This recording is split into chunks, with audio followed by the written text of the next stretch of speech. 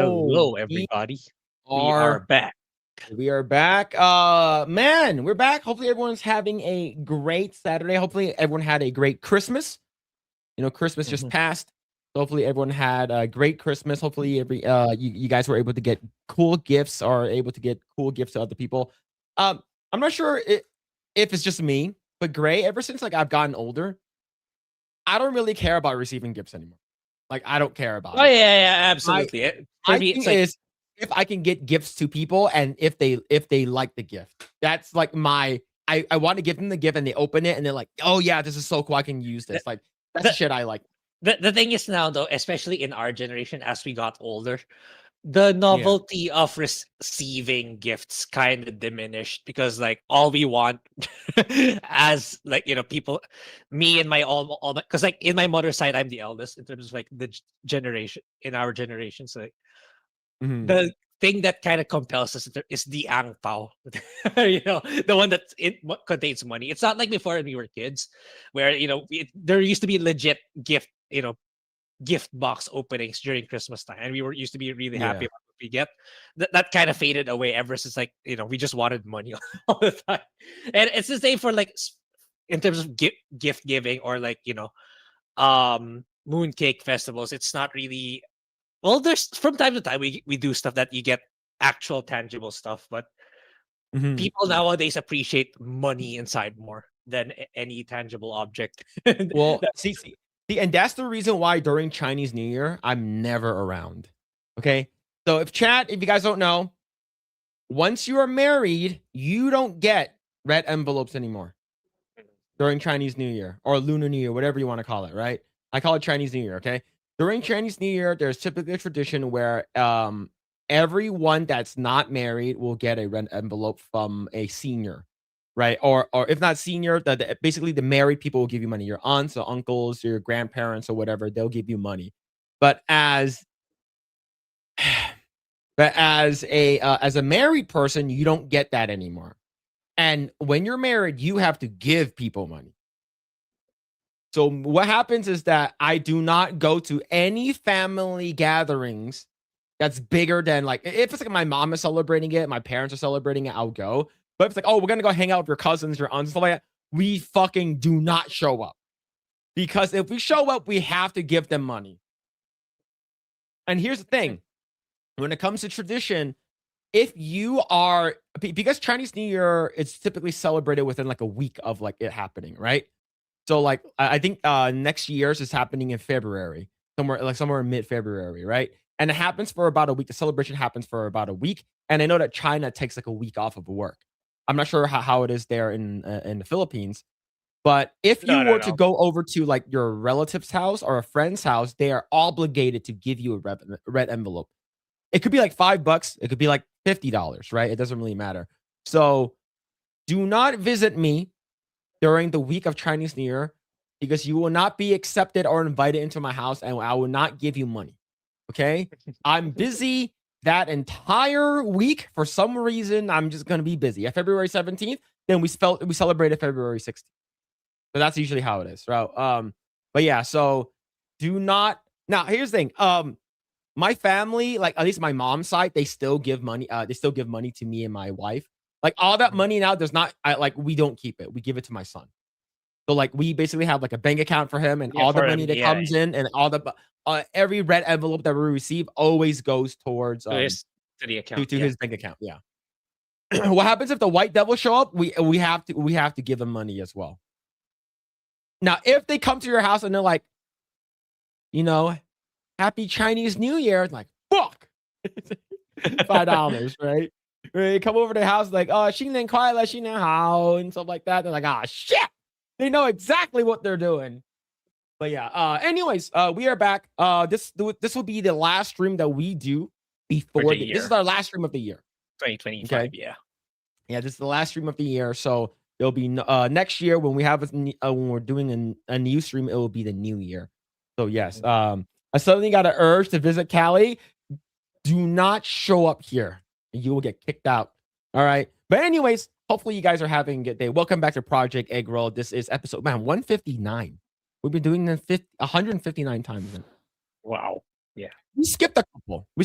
I would say we would have been in like 165 probably by now. But man, we've been doing this for For quite sure. some time. Yeah. But yeah, but anyways, hopefully everyone had a great Hanukkah, Christmas or whatever you guys celebrate. Hopefully you guys had a great holiday season. We are live on YouTube. We're live on Rumble and on X. So if you guys haven't already done so, like, share, subscribe, all that kind of stuff. It definitely does help out the channel. Thank you guys for getting us past 6,000 subscribers on here on this Project Eggroll channel. Could have done it without you guys. I still have to thank a lot of people, especially Jay Drunk 3PO. He is a big uh, Oh uh yeah, absolutely. he's For a big sure. reason why we got off as well. We Yep. but I want to give a huge thanks to him and everyone that subscribed to the channel. Everyone's part of the 199, the welcome to the rebellion, the G&G, the fellowship, everyone. If you guys don't know what that is and you guys are subscribed, we thank you anyways. And we also thank the lurkers in chat. But what is going on? Hopefully everyone's having a good day. We have Maiko Moose Sayonara hanging out. We got Mr. Plow X in Wonderland. We have Liberty Prime. We have Metal Mike hanging out in the chat. Hertz Donut, Mr. Milk Toast, Sandro Franca, Sean Lasich, DB Wow. What's going on, DB Wow? Hope you're doing well, man. We got Sissy 84. What's going on, Sissy? Hope you had a great Christmas. We got Ann Antonius. And yeah, we have a bunch of people that are hanging out in the chat. But thank you guys. Really appreciate you guys for hanging out, man. Let's see. Phil, how do you say the other guy's name? Project Eggroll. His name is Grae. Yeah. Just remove the R. All right. That's why you just remove the R. Yeah, his name is Grae. Yeah. If you guys are new here, we do this every Saturday. And the reason why we can only do this once a week because Grae's a busy man.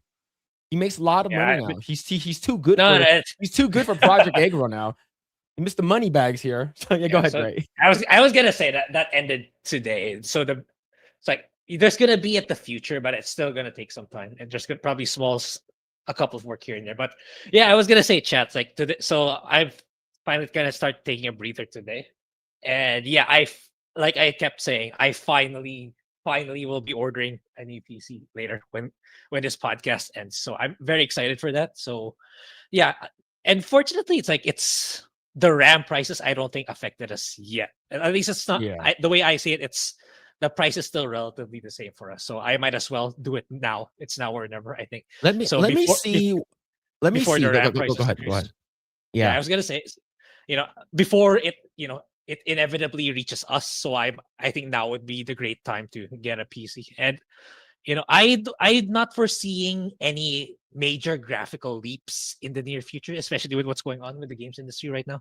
I don't think it's in the best interest of developers to up their specs, given it's harder for them to sell games nowadays. So I don't think it's a good idea for them to cut their market to only the highest end PC. So I really think that was a good time to get a new PC. So so back in 2023 on my old PC I bought 64 gigs of crucial RAM, 64 gigs at 3200 megahertz, right?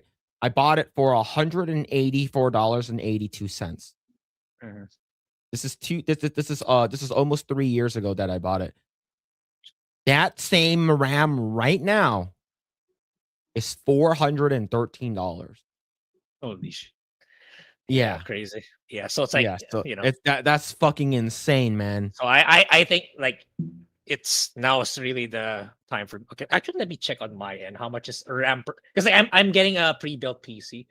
So look, okay, and let's see, a 32 gig one stick DDR5 4800. I bought it 2 years ago and it was $83. This is SODIMM. This is a laptop RAM. So I heard laptop RAM has gone up as well. Right now, this is $330. Okay, it's okay. I'm looking at a crucial DDR5 5600 megahertz. It's okay. Expensive, man. Oh yeah, it is. Yeah. 132 gig stick is like 400, I think. Yeah, yeah, but That's a yeah, lot. the pre-built is not too bad in my opinion. It's like the pre-built I'm getting, including 2 new monitors, is around $2,000 total. So Yeah. and it's something I will use for a very very long time anyway. I see it for like Yeah. probably almost a decade. So I might as well get jump in already. I've Yeah. been saying it for years. Chat, I'm getting a new PC. I'm getting a new PC. So I'll finally follow through this time around. Yeah. Yeah. You're sort of lagging on your end in terms of your camera wise. Like your audio is fine, and just your camera is lagging just a little bit. Just want to let you know. I'm Okay. not sure you. I'm not sure if you are you downloading porn again? Yes. No, just kidding. Anyway, yeah. Okay, now the Uh, question is, do people still download porn? Good I don't. question for chat. I don't think so, right? Like, I think people just stream it now, right? You go onto like the hub or whatever, X videos, RedTube, TNA Flicks, Mad Thumbs, whatever it is you want to go onto. And like, it's like, why would people pay for it now? It's crazy. Like, everything is free, right? People pay for OnlyFans now, hoping that Yeah. whoever they're Imagine, paying will yeah, take them. yeah, paying for porn. That's crazy. It's Carlos Lima with the 2. Thank you, man. For the Blair White and Teeth text. Yo, thank you, Thank you. Carlos Lima for the 2. Thank you. We got Inku hanging out in the chat. Donna Hall hanging out. Hope we're doing well. We got JB hanging out in the chat. We got Carlos Lima. Shout out everyone that's hanging out. Mars Monkey Max, Unacceptable Views. What is going on, everyone? Hopefully everyone had a great Christmas. Dragon Panda. Yeah, you guys upload. I switched to uploading porn now. That's crazy. That's wild, right? Only if it's a kind you don't want the police to find. That is crazy. That's crazy. I don't want the police to be searching my hard drive. So yeah. We got Naruto 7th with the 5. Thank you, man. Good to see everyone just stopping by to say hello and have a good stream. Gotta go. It's my day off from modding. Take it easy. Take it easy, man. Take it easy. I hope you had a Thank you. great Christmas and holiday season. Thank you so much for the 5. Thank you. All right. So we're going to talk about, but there's a bunch of news that happened earlier this week and a little bit last week. I know that Grae has sort of been in and out of it, so we're going to talk about some stuff that he hasn't heard about. Is because you've been off the internet for a little bit, right? Since you've been working. Yeah, for the I've been busy for the month. That's why I haven't Yeah. like my YouTube channels personally are kind of dead because I haven't uploaded for a long time. But I'll try to get back to it by New Year's. Yeah. And with my new PC, so I'm excited to work on that too. So yeah, Yeah. I only found out about what happened to Vince Zampella literally a while ago, and it happened practically last week. That's how Yeah. out of touch I've been, and yeah, it's pretty sad. It's like he's he's the pioneer. He was kind of I think he was responsible for like the direction of Battlefield 6, if I'm not Yep. mistaken. Yep. Yeah, He so was Battlefield 6, Titanfall 2, a bunch of other ones. He did Modern Warfare 2, the original back in 2009, so right before Black Ops, basically. So I didn't get a chance to meet him, is because if I was at Activision in 2009, I probably would have met him if I worked on Modern Warfare 2. But yeah, but I didn't get to work with him at all. But I do want to talk about this though. Before we talk about that, this happened what earlier today. Happened earlier today. Rainbow Six Siege hack. Players get billions in free R6 credits. Servers shut down. So, like, it also happened with Ubisoft as well, right? Ubisoft also was a part of the hack. It's like a major hack. Great. This Well, is at least that's what I Ubisoft. heard. Okay, This so is the Rainbow game of Siege is Ubisoft. Ubisoft. It is Yeah. Ubisoft, but it's like, Yeah. so I heard it's a part of the Mong, whatever. I forgot what it was called, but this is part of the big hack. So what's going on? Like, for me, I heard about it, but I don't know what happened. What do you know what happened here? Oh, I only know Ubisoft. You're kind of saying earlier it also affected other companies. You mean? No, So I'm not sure if there was like a big hack and this just so happens that affected. What's it called again? But let me double check. I saw Grums wrote something about it, but yeah. So go ahead and what do you know about this? in terms of details, I haven't really read this article yet. I just read tweets last night, I believe, or early this morning, where a lot of crazy stuff was happening in Ubisoft on the Rainbow Six servers. So yeah, servers shutting down, people getting like billions of credits and stuff like that. So For me, it's kind of nuts that they were able to hack it to that level. Where normally when I hear someone, oh, a big company got hacked, it's usually they were able to extract information, people's data, people's information, but never be able to tinker the game to that level, especially a game as big as this one. They were able to manipulate people's gameplay, their account status, and banning people for apparently violating TOS. TOS. Yeah. I don't know. It's another Ubisoft L. It's like I know Ubisoft is notorious for having good tech at the very least. Like their data servers are like top of the line, and their games are running hyper optimally at least it runs on a lot of good back end tech, and yet somehow they still fumble the ball when it comes to tech security. That's the reason Yeah. why I brought it up. It's I don't know. I don't know what's going on with Ubisoft actually. So saw some grums earlier today. So Rainbow Six hack is from the Ubisoft data breach of its Mongol DB servers. So looks like I got the source code, nearly everything, and now are taking a joyride through Ubisoft games. Ubisoft faces the challenge of a recent cyber attack, and this is it right over here. Ubisoft was a victim of Mongol Bleed.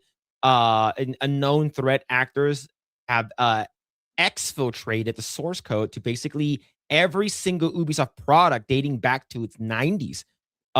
This includes their software development kits, middleware, Uplay, RDV, etc. No customer data was stolen.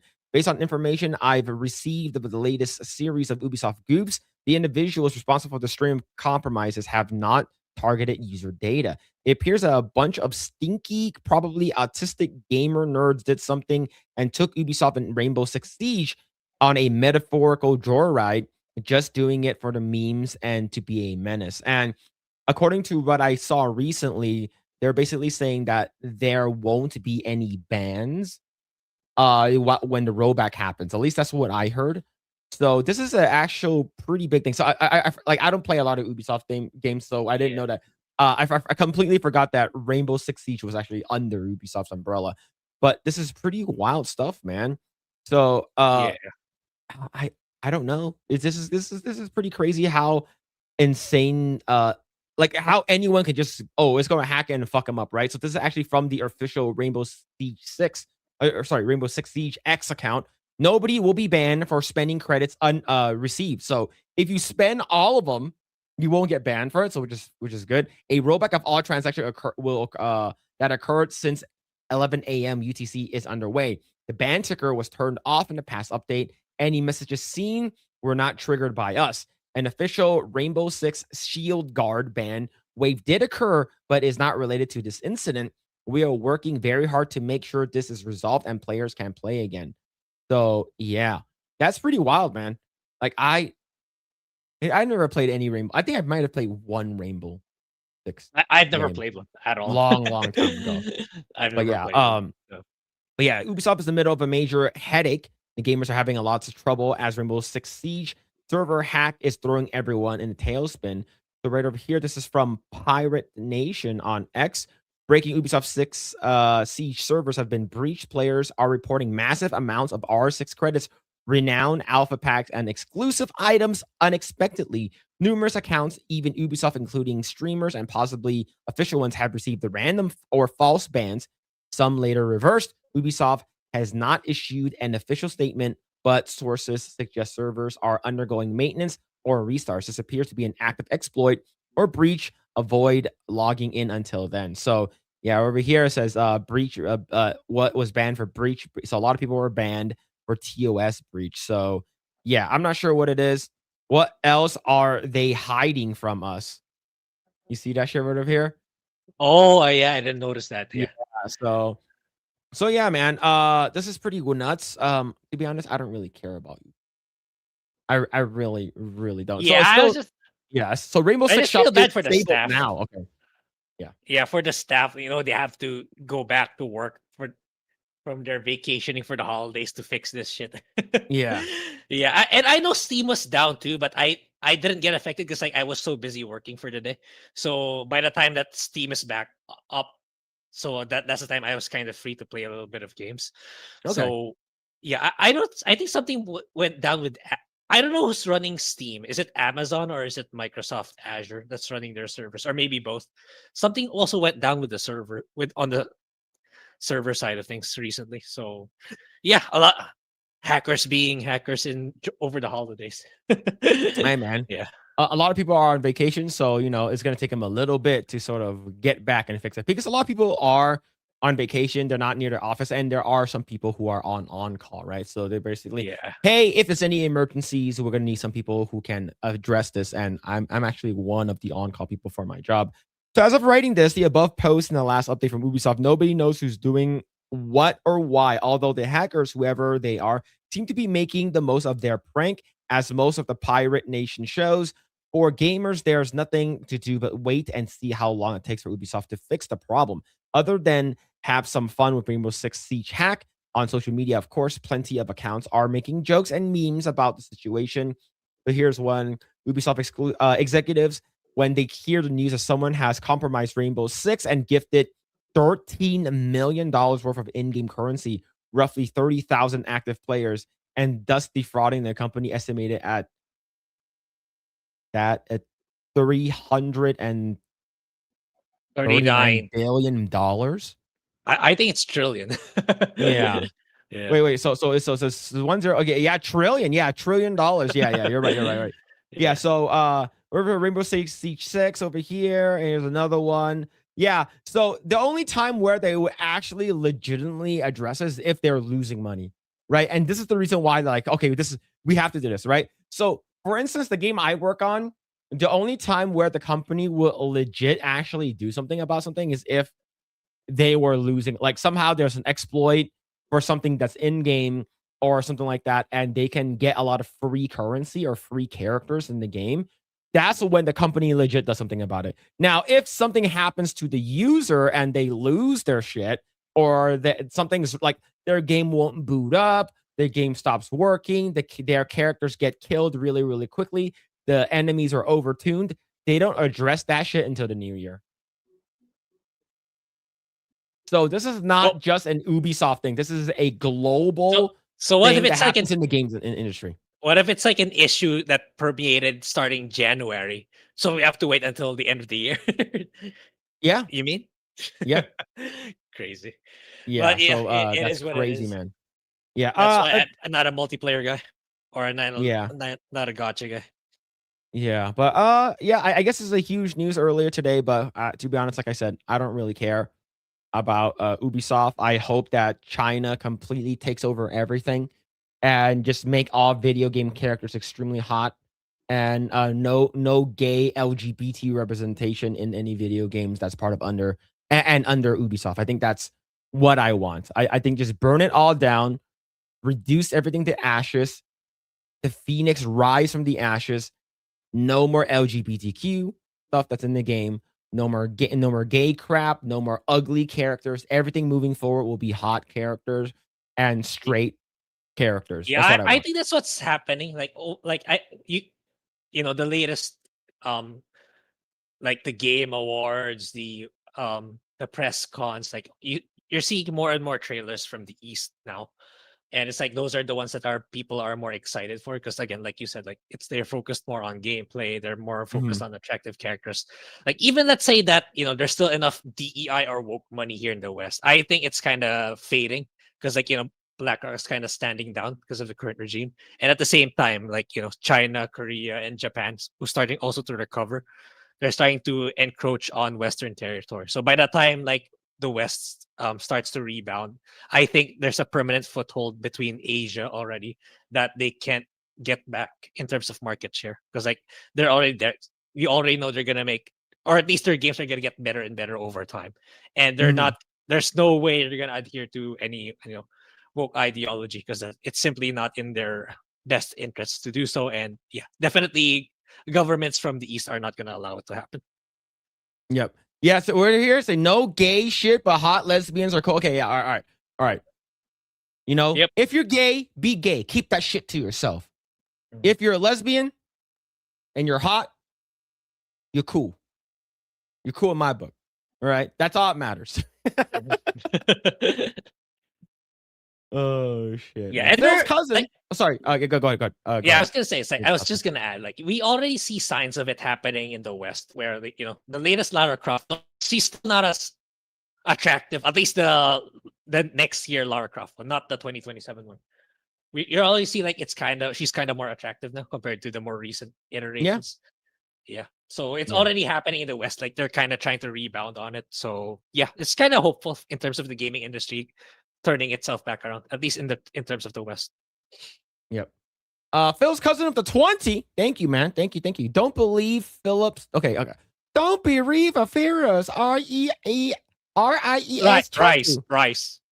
Rise? Oh, lies. Oh, rise. Lies. Okay. Yeah. That's crazy. Don't believe Philip's rise, chat. I know this on Christmas. He got the new photo video and you want to be around wrong time.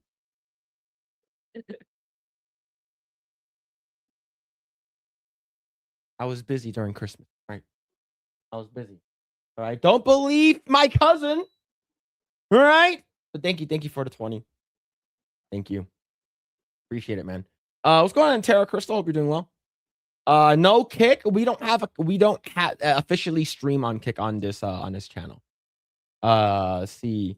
I don't care if people make gay characters in games, but trying to make everything that way and mainstream is just dumb. That's very true.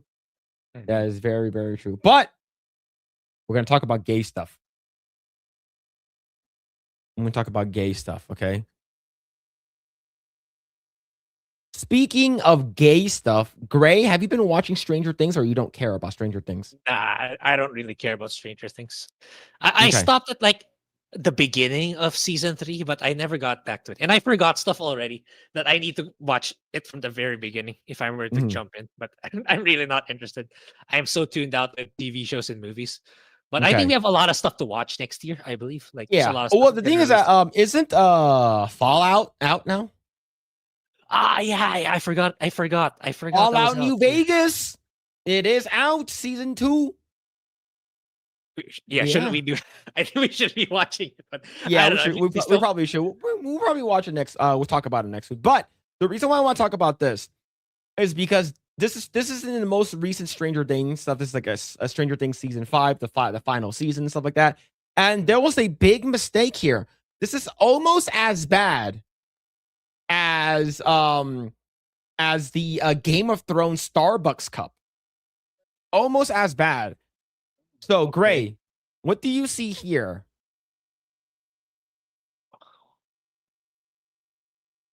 Oh, okay. Under Armour wasn't founded until 1996, and Holly character is supposed to be was taken in 1987, 9 years before its inception. Now, this is people are calling this the Starbucks Game of Thrones equivalent. This is actually pretty funny. This is a very quick thing, and if you didn't get it, like you didn't see it, you probably would have known if you're not looking for it. Yeah. But someone found it. Everyone's talking about it. But this is not the thing that everyone's talking about right now in Stranger Things. So I've been watching it, and I gotta admit, season 5 has sort of not good. Yeah, and what makes it more not good? There's a super omega gay character in the show, and there's 2 of them. Okay, super omega gay. Okay, one of them. All right, one of them is Robin. And Robin is actually the real life daughter of Ethan Hawke and what's it called again? Uma Thurman. All right. So she's sort of cringe in real life already. But another character is Will Byers, right? The original boy that was captured in season 1. And he's omega gay. So gay that there is a monologue of him coming out to his friends. And that monologue took 2 12-hour days to film. So it took 24 hours for them to film this gay monologue coming out scene. Yeah, I didn't watch the clip, but I've been seeing this image and this clip going around on X. So I don't know what's now I do know, but yeah, it's I think Netflix has this habit of, like, their IPs, they have a tendency to have strong starts, but then when it's generally well received or had critical reception, they start inserting these things over time. I think it's because of how big they are. Like, inevitably, the quality control kind of ceases, and then quality of storytelling and DEI stuff that put it there over time. And I think that's why Netflix, whenever they make their own original IPs, maybe they should just stick to ending it in season 3 or season 4 at most. Because like I don't think they have what it takes to sustainably run something longer than that and maintain good quality. They're always Yeah. gonna shit something over time. They Yeah. always do, which is concerning, especially they're acquiring Warner Brothers. So imagine what they're gonna do with those those new IPs they're gonna get once the acquisition is complete. Yeah. So the thing is that like his friends already knows he's gay. He basically rung everyone up. It's like, all right, guys, I have big announcement. It's like, oh shit. He brings everyone into this room, and then he's like, I don't like girls. Like, I like girls, but like not like how you guys like girls, you know? Like, I actually had a crush on one of you guys. And it goes to his friend Mike. And it's like, yeah, and then like you can see that the actors, like Finn and the other actors are like, bro, we've been filming this thing for fucking 12 hours. You can cut out this entire scene and it will not make a difference in the show. Yeah, this part is a filler. This is so fucking gay. Even gay people are like, bro, what the hell, man? Like you're basically using this as a moment to try to make, like, even gay people are tired of this shit, man. You're using them as oh, let's go on and fucking grift off of the fact that he's gay. Bitch, we know you're gay. Right? And everyone at the end, they're all fucking crying, and the mom is like, it doesn't matter, I still love you. And the brother is like, I love you too, and not a gay way. And everyone gives him a hug. Like fucking group circle jerk hug. You can completely clip this thing out, completely remove it, and the show does not change whatsoever. This is crazy, man. So Will Byers' emotional monologue, Stranger Things, in season 5, episode 7, The Bridge, has become one of the most discussed moments in the final season. Noah Schnapp revealed just how demanding the scene was. And if you actually go down just a little bit, it took 12-hour days, 2 separate, with the entire schedule focused almost exclusively on this fucking monologue. Oh my God, it was endless, he said. In regards to the number of takes, it was like a 12-hour day just of that monologue, and we weren't even done after the 12-hour day. We came back a week later to reshoot certain parts of the scene for another 12 hours. These directors, these fucking Duffy, Duther, whatever, Dutch bros, whatever brothers they are, they're fucking gay. Mm-hmm. Yeah. This is stupid. If you came out in the 80s and tell everyone you're gay, you will be immediately called the slur, the fucking the F slur immediately. This is crazy. He later explained that the extended shoot gave him the freedom to explore different emotional approaches without feeling locked into a single version of performance. He said the scene included more dialogue than he had ever had before on a show, which led him to prepare months in advance. The actor also credited Maya Hawke with offering advice on memorization, explaining that she encouraged him to learn the lines early without attaching emotion, allowing the feelings to come naturally. Priorities, right? Priority. Fucking cringe, bro. Let's see. He said that the rest of the cast, including Winona Ryder and the core group of the younger actors, remained present throughout this long shoot, not always being on camera. So even though they're not on camera, they're like, just like, bro, just like, fuck. What are you doing, man? It's like, dude, no one fucking cares about this gay monologue, man. You make it such a big deal. And the reason why you make such a big deal is because it's fucking cringe as fuck, all right? Yeah, it's projection for sure. Look, for real. Look at their faces. He says, I don't like girls, and they're like, this is them staying there for 12 hours, like, bro, we get it, you're gay. Why are we here 12 hours talking about this shit? God, like it's literally a self-projection, grifting for gay people. You're like fucking like you make us. This is like a 2-minute monologue, and it took you one entire day, Their day. one entire day's time to film it. Get the fuck out of Yeah, crazy. It's like, here, right? didn't the showrunners get the memo? DEI has been dying for quite some time. Yeah, You it's guys, like, oh, you see, his brother starts crying, and then fucking Maya Hawkeye's like, yeah, you tell him, Frost. It's like, shut the fuck, this is so fucking cringe. can you imagine? Hey, you didn't nod hard enough. You have to nod twice. You didn't shed a tear. You didn't shed a tear. Why aren't you crying? Cry harder. All right, he looks at fucking Noah Times like, be more gay. It's like, this is cringe, bro. It's like, oh, yeah, look at,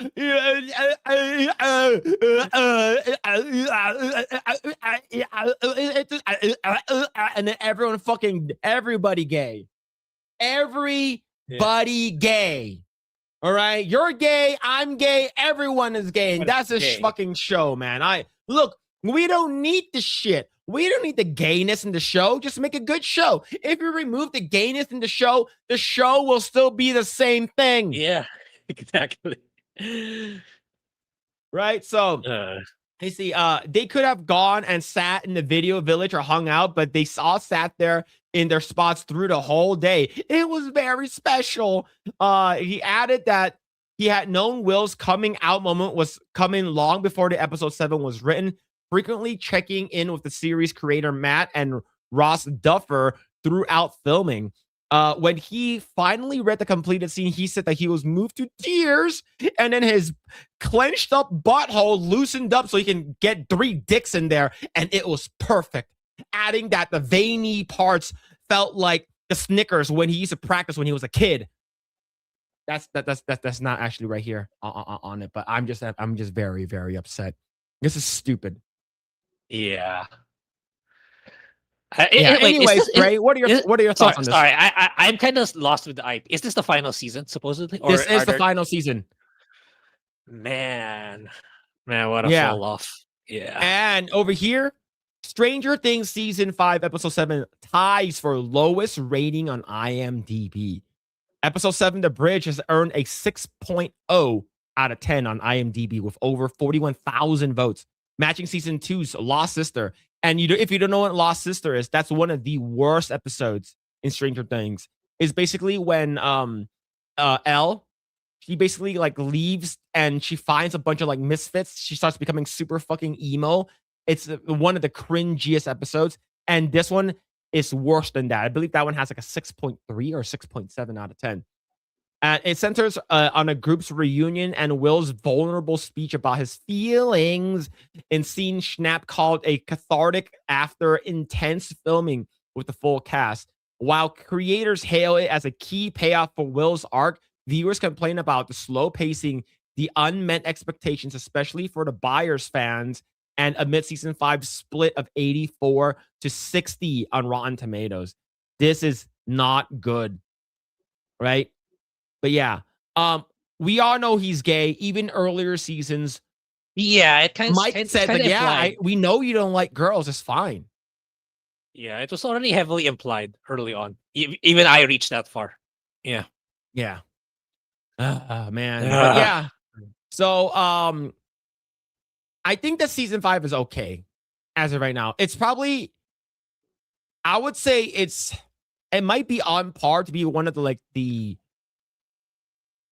it's like very mid. It's like the episode, the series so far, it's pretty mid, and I feel like it could have been a lot better, but I think they're just stupid, right? So, do you want to see what Jeremy has to say about it? I did see some of his tweets, but all right, okay, maybe you have a different one. Let's go ahead and bring it up. So he said this. This is Jeremy from Geeks and Gamers. Oh, yeah, that yes, it's nice, that bad. Yeah.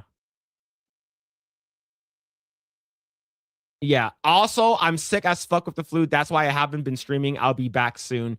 Watching Stranger Things season 5 made the flu seem bad. And of course, Chris Gore says, I only watched season 1 Stranger Things, Justice for Barb. But yeah, man, gayer things. That's very true. That's very, very true. Yeah.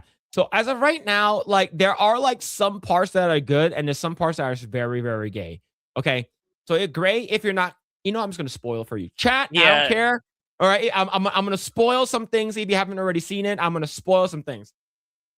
3, 2, 1. Will Byers have superpowers? He can because he got his Vecna shoved his tentacle dick into his mouth. We talked about it Yeah, we before, talked right? about that. Yeah, Wait, we talked about it, and he shot his goo into his mouth. And what happens is that he can reverse engineer that shit and tap back into Vecna, which is the main bad guy. And he can use his telekinesis powers, right? And he didn't really have access to that until he got a talking to by Robin, which is Maya Hawke's character.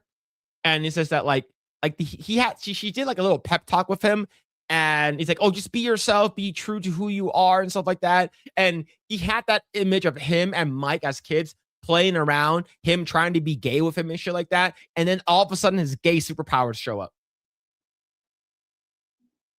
Out of nowhere. And he was able to take out 3 demogorgons at the same time.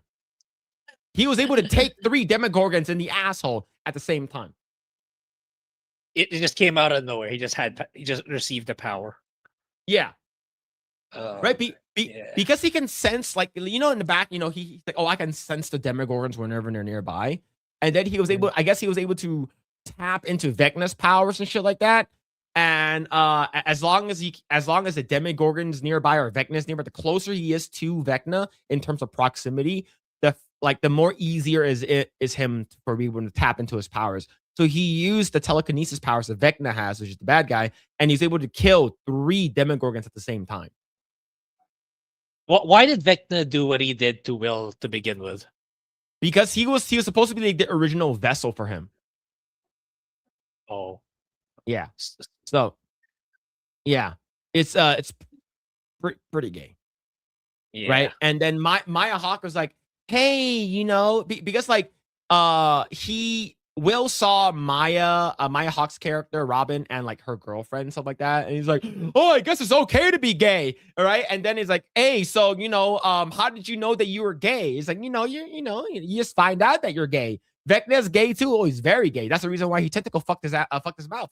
So he was like, oh man, you're gay, you're gay, you're gay. And he's like, oh, but I have friends who are, are not gay. I'm not sure if they accept me. He's like, oh, you know what? You be you. You be true to yourself.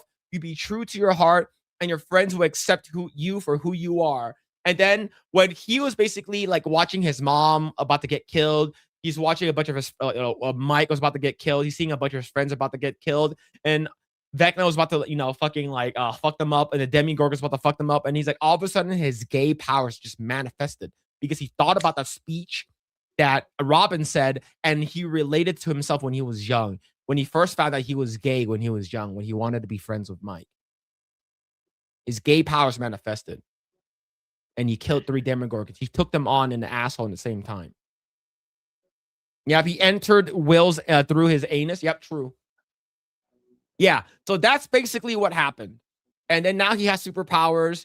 And as long as he's closer to Vecna, he can go into Vecna's mind and control him, right? So it's sort of like Harry Potter. Like how he can see Voldemort's visions. Yeah, like Harry Potter. Because he was a Horcrux, right? So it's sort of the same thing. The closer it is, Will is to a Demogorgon or to Vecna, he can tap into what Vecna is currently seeing. So yeah, it's pretty gay. Now, I think the only reason why this show did so well is because of all the 80s. Yeah, I think so too. If this show was not set in the 80s, the show would have been a decent show, right? Yeah, it's okay. It's okay. It's not bad, right? And I think the 80s has a lot of nostalgia to it. Yeah, it's also really because it's a Netflix bad habit thing. Like, they so carefully curate and write it at the first 1 to 2 seasons. It's usually well received when it's like the first 2 seasons. Okay, now that people like it, they have that bad habit. Okay, we can start being woke now after a couple of seasons. So it's like, yeah, pretty sad. This has been like a cultural phenomenon for Netflix for probably a better part of a decade now, and then this is how they choose to end it, kind of like HBO with Game of Thrones. And yeah, I expect this trend to continue, especially now that Netflix is bigger than ever, and they just recently bought Warner Brothers, so a lot more IPs are gonna get butchered, which is why I'm not like DEI is kind of like dying off in gaming, but Yeah. in TV shows and movies, I still think it'll be sticking around for quite some time. That's why I'm Yeah. kind of tuned out when it comes to movies and TV shows. They're just that's why I'm like video games and anime now, because I know anime will be entertaining overall compared Yeah. to what And what these will offer. and of course, what's it called again? They're having a movie, right? You can watch the movie in theaters and stuff like that. It's a limited showing, so that'll be like the final. But as of right now, like I think I'm just gonna stick it out just to watch it. Get something like Game of Yeah, Thrones, you're even though already there. You're yeah, already there. You might as well. Yeah. yeah. Oh man, yeah, the '80s rock bros. I was there, and that's the reason why they want to bring back the '80s. I think that's the reason why. Like it's the nostalgia, right? Without the '80s, I think the show will be okay, an okay show. It wouldn't have made as much money, right? It's like, oh, uh, let's go and have an emotional scene with the '80s music in the background. Let's go have a badass scene with '80s music in the background, right? Everything is tied to the '80s, and I think that's the reason why a lot of people gave the show a leeway in terms of being like I think the first season without the '80s stuff, this show would just be like a sci-fi show. Like it's like okay, horror thriller sci-fi show, but they add in the '80s in there to sort of bring people in. And in my opinion, it worked because '80s is awesome, right? I see. Nobody with the nobody has spoken with the five. Thank you, man. 10 years ago, I think it would have given a lot more praise, but at this point, audiences have seen it all Oh before. Yeah, yeah, absolutely. Yeah. When yeah, they had the money, they can easily just backlash back at people saying, "Oh, you're bigoted, you're racist, you're a sexist, blah blah blah blah." That's what would have happened 10 years ago. 100%. yep, yep. But thank you for the five, man. Thank you. A Hollinger the two RAM prices are about to be a dang near a rent high, man. Oh, Yeah, yeah. Thank you for so much yeah, for the two Hollingers. yeah. That's why RAM I'm right getting my new now is PC. about RAM right now is about like 64 gigs of RAM is like $800 to $900 now, especially if you get like the really, really good ones. It is very, very expensive. Like I said, I just did some like digging through to see what RAM I bought back in the day, and it's pretty damn expensive, man. Let me see, 64 gigs. I put 64 gigs because I bought one for my wife's computer a long time ago of RGB. All right, 64 gigs of RAM. Uh, 60 so even 16 gigs of RAM earlier this year. I bought 16 gigs of RAM earlier this year. Yeah, How much I did. how much did I buy it Yeah, for? I recall. Yeah, I did upgrade my RAM this year too for this So particular PC. so I'm trying to check how SODIM much. so I bought a 64 gigs of SODIM RAM, 16 gigs for SODIM, which is for a laptop. I bought it for like $50. No, $42 to Yeah, be exact. I bought I bought two Kingston HyperX Fury RAM, 16 gigs each, and 2066 megahertz, $40. Okay. Yeah, it was way cheaper So back then. so as of right now, it is about $100. So it's doubled in price. And you can't even buy it. It's unavailable right now. Because originally they thought that this was happening just to like desktop RAM, but now it's happening to laptop RAM as well. And here's the thing, Yeah, it's a chain Grae, reaction. It's we a chain remember reaction. remember we talked about the Steam machine and how it's going to That's be like $600 to $700. yeah, yeah, Not yeah. anymore. That shit's going Nah, to be nah. like 1,000, maybe like Thousand, like $1,200. at that point though, nah, just stick to your console, stick to your PCs at that point. Yeah, that's not good. Yeah. Yeah. So as of right now, people were like, "Oh, I'm going to buy the Steam machine. I'm going to have a Steam machine ready to go." Nope. It's not going to be $700. It's going to be Nah. probably around $1,200 now, to maybe even. I went to Costco 3 months ago prior to this whole RAM surge, a iBuy Power PC with a 5060 32 gigs of RAM. I think like with an i5 or i7, forgot what it was, but it's it's with a Ryzen. Some of them was a Mm, Ryzen. So, mm, what's it called mm. again? Like a AMD Yeah. Ryzen, right? Yeah. It was about $800 to $1,000. That same computer right now, I went early today to Costco. The same computer is $1,800 now. Yeah, my PC, the one I'm getting, is like 2K, but that's including two monitors with 240 hertz refresh rate. So yeah, it's like in my point of view, I have to get it now, or else it's gonna get worse. So Yeah. right after this, I'll be buying it already. So that's what I'm looking forward to next week, to Yep. assemble everything, install everything. That's the tedious part, and I have to transfer my SSD that's here right now to that one, because like that new PC only has 1 terabyte of SSD, which is definitely not enough, because like Yep. that's including the OS too. So I have to Yeah, man. transfer my SSD to that one. But Like I'm yeah, actually finally, glad that I'm I'm actually glad I bought my tower, like this one over here. I bought it earlier this year for I think I bought it early this year for about $1,500. Like I forgot when I bought it. It has a 3090 as an i9, 64 gigs of RAM, oh nice. and what's it called again? It's it's I bought for $1,500. So, and during that time, like the 3090 is like $1,000 almost. It's still almost about Yeah, yeah, it's still a thousand expensive. dollars. 3090 is still like really So if you expensive. think about it, like I paid $500 for everything else. Right Yeah, now, the RAM itself costs us like fucking $800. That's crazy, yeah, man. Yeah, I think the Steam machine is gonna be very, very expensive right now. And I think a lot of people, some person said that like, this is why they're buying a Switch 2. Like, I'm not sure how that's gonna be working with Switch 2. Also, like, I'm not sure if they use the same like I yeah. don't know, fucking But here's my argument though, for those looking to get into PCs. Like, in for us anyway in the Philippines, I still see some models where it's not exactly high end. Like I saw one that's like $1,000 selling like 50, 60, and like the Intel Ultra, not the i7 line anymore. It's the Intel Ultra for like $1,000. I mhm, still think that's actually not so bad deal. You get for 1,000, because like I said earlier, it's like in the next couple of years, I'm not expecting specs to skyrocket, because like it's not in the best interest of the gaming industry to up the graphical fidelity of their games, because like the more they do that now, the smaller and smaller their market will be. So which means that they'll be raking in less profit, because like it's a smaller market, so that means less sales and revenue.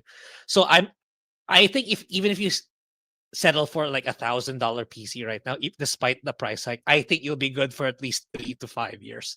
Because I am not seeing game companies, oh, we're gonna make it super duper high graphical fidelity like never before. That time yeah, for me has kind of passed already. I don't think that they'll be doing that, because like they cannot sustain it. They will not be able to recoup that cost of upping their engine. So if the price is too high for like a 1.5 or a 2K for you, just settle for like a 1K PC. I think you'll be fine for a couple of years. yeah. See, I see electronic market crashing soon. RAM prices, AI, Windows spyware, high game prices are going to make it all collapse. I think as of right now, we're not. I'm not sure how it's going to be. Yeah, Right? Like like the there's a Cruise Show and a bunch of other like yeah, RAM companies are basically stopping making Micron. consumer grade RAMs and they're making stuff Yeah, for AI. yeah, but there's a rumor. I already read a tweet that Asus might be interested in getting in to take over to manufacture that needed demand. So that's how I see it too. It's like, at some point, one of these manufacturers has to step up and just provide for consumers. Otherwise, like everything, like everything can't be on the cloud. Like I don't think that's ever gonna happen. So there's gonna be some manufacturers that gonna step up and do the manufacturing. So I see it maybe in 3 to 5 years, maybe things will stabilize whenever more consumer friendly manufacturers emerge, while the others exit for the sake of AI. And yeah, that's how I see it. So I a hope you're right. little, yeah, a little endurance here and there. That's Yeah, how I I hope see it. you're right, man. See. Let's see. I downloaded a ton of games in the late 80s on a 386. You're talking about is that a graphics card?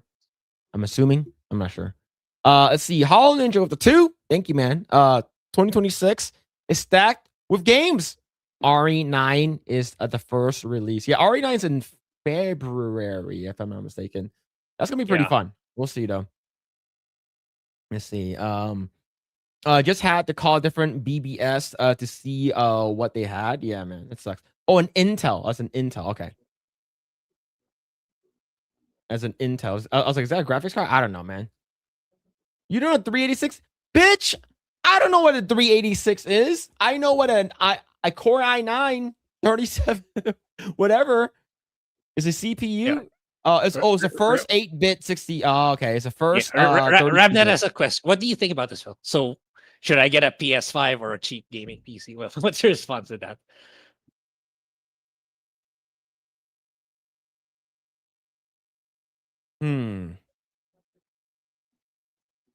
As of right now, what is a cheap gaming PC?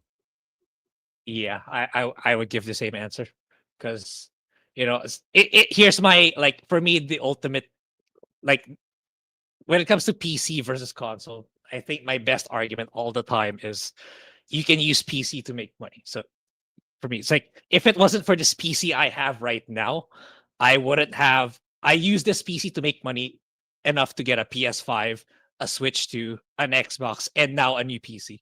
So that will always be my argument why PC will always be superior. You can use it to make money. You can't with the others. Okay. That, for me, that's the ultimate PC argument that consoles cannot simply overcome, no matter what. Okay. In my opinion, it really depends on what, like, because a PS5 is $500. Can you still get a cheap gaming PC for $500? I'm not sure. But then Not especially if it's new. I would still try to go a little higher, 800 or maybe 1,000, because, like, in the long run, console games are generally more expensive versus PC games, especially during sales.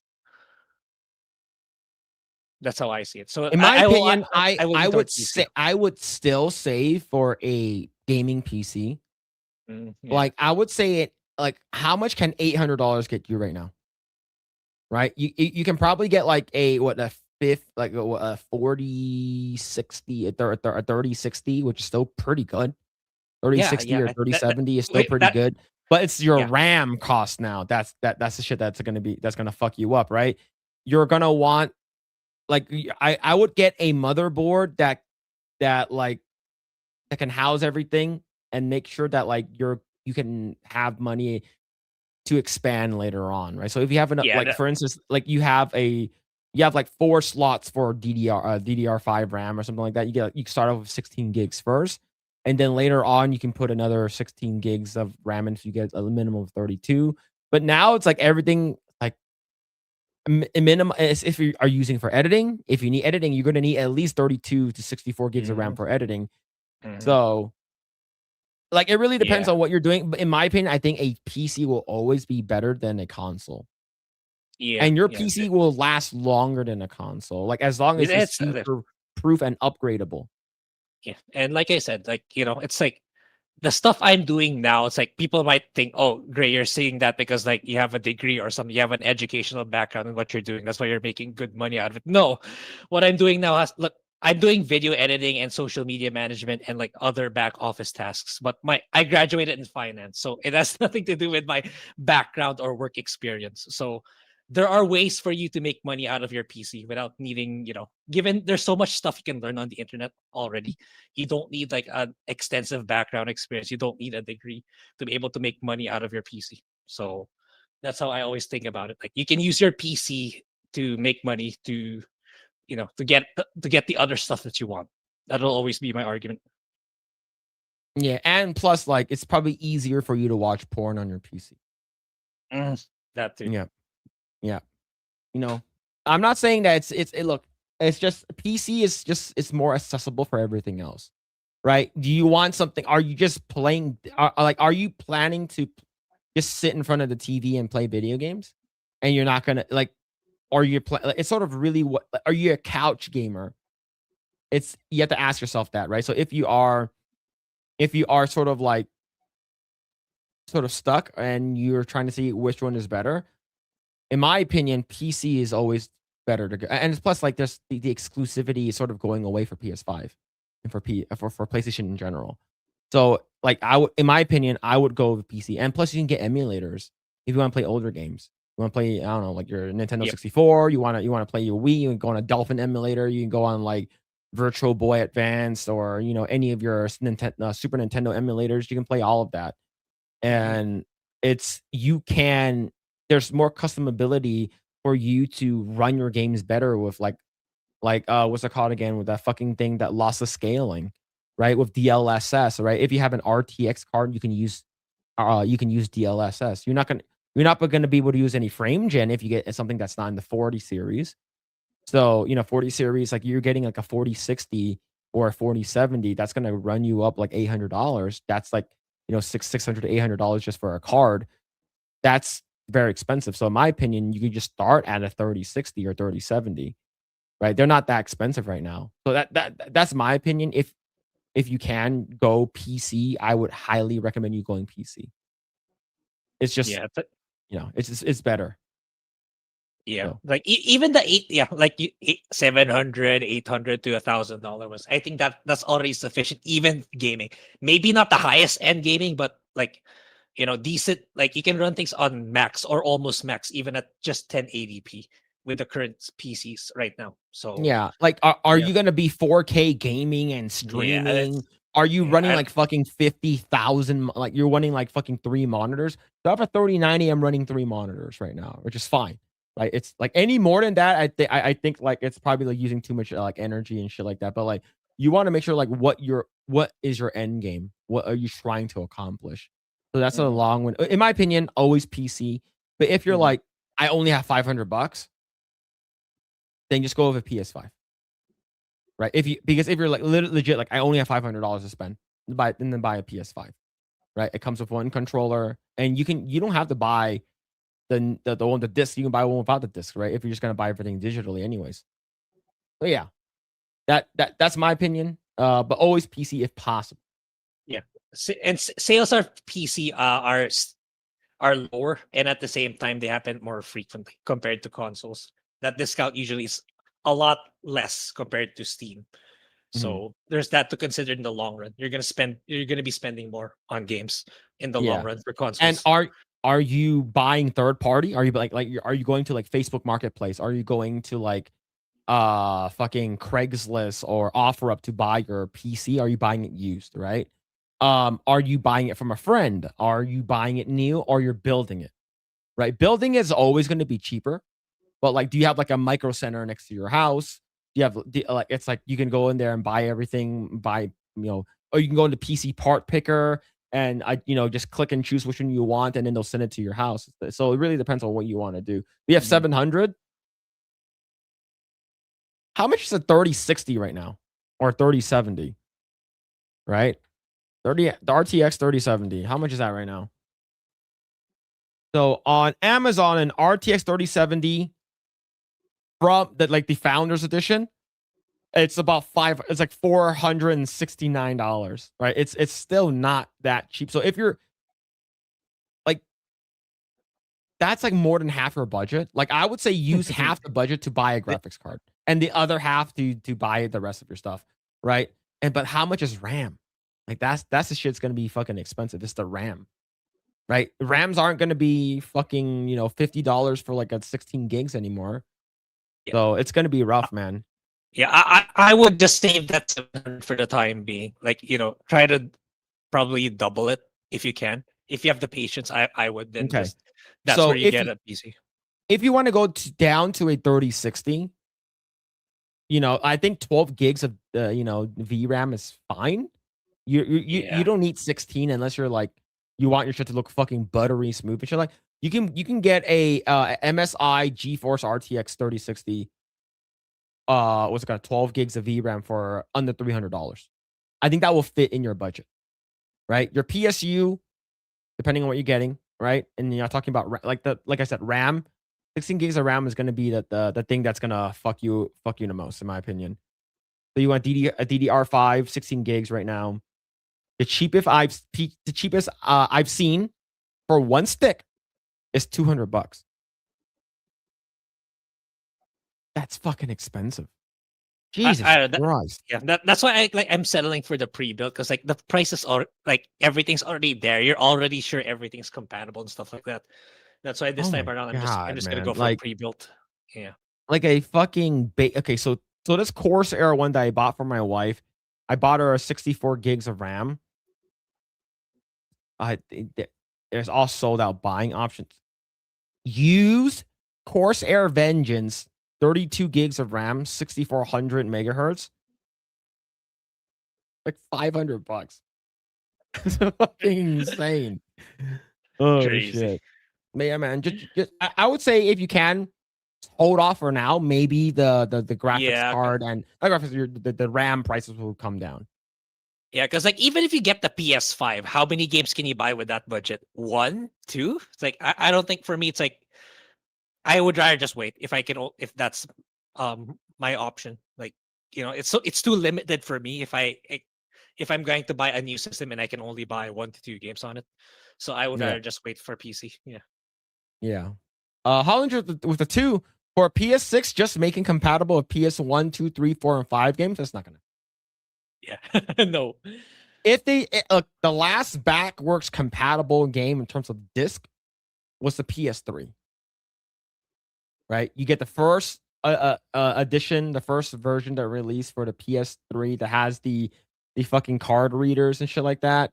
Like you can play PS1, PS2 games on it. Like I don't think they're gonna PlayStation 6 is gonna have that option.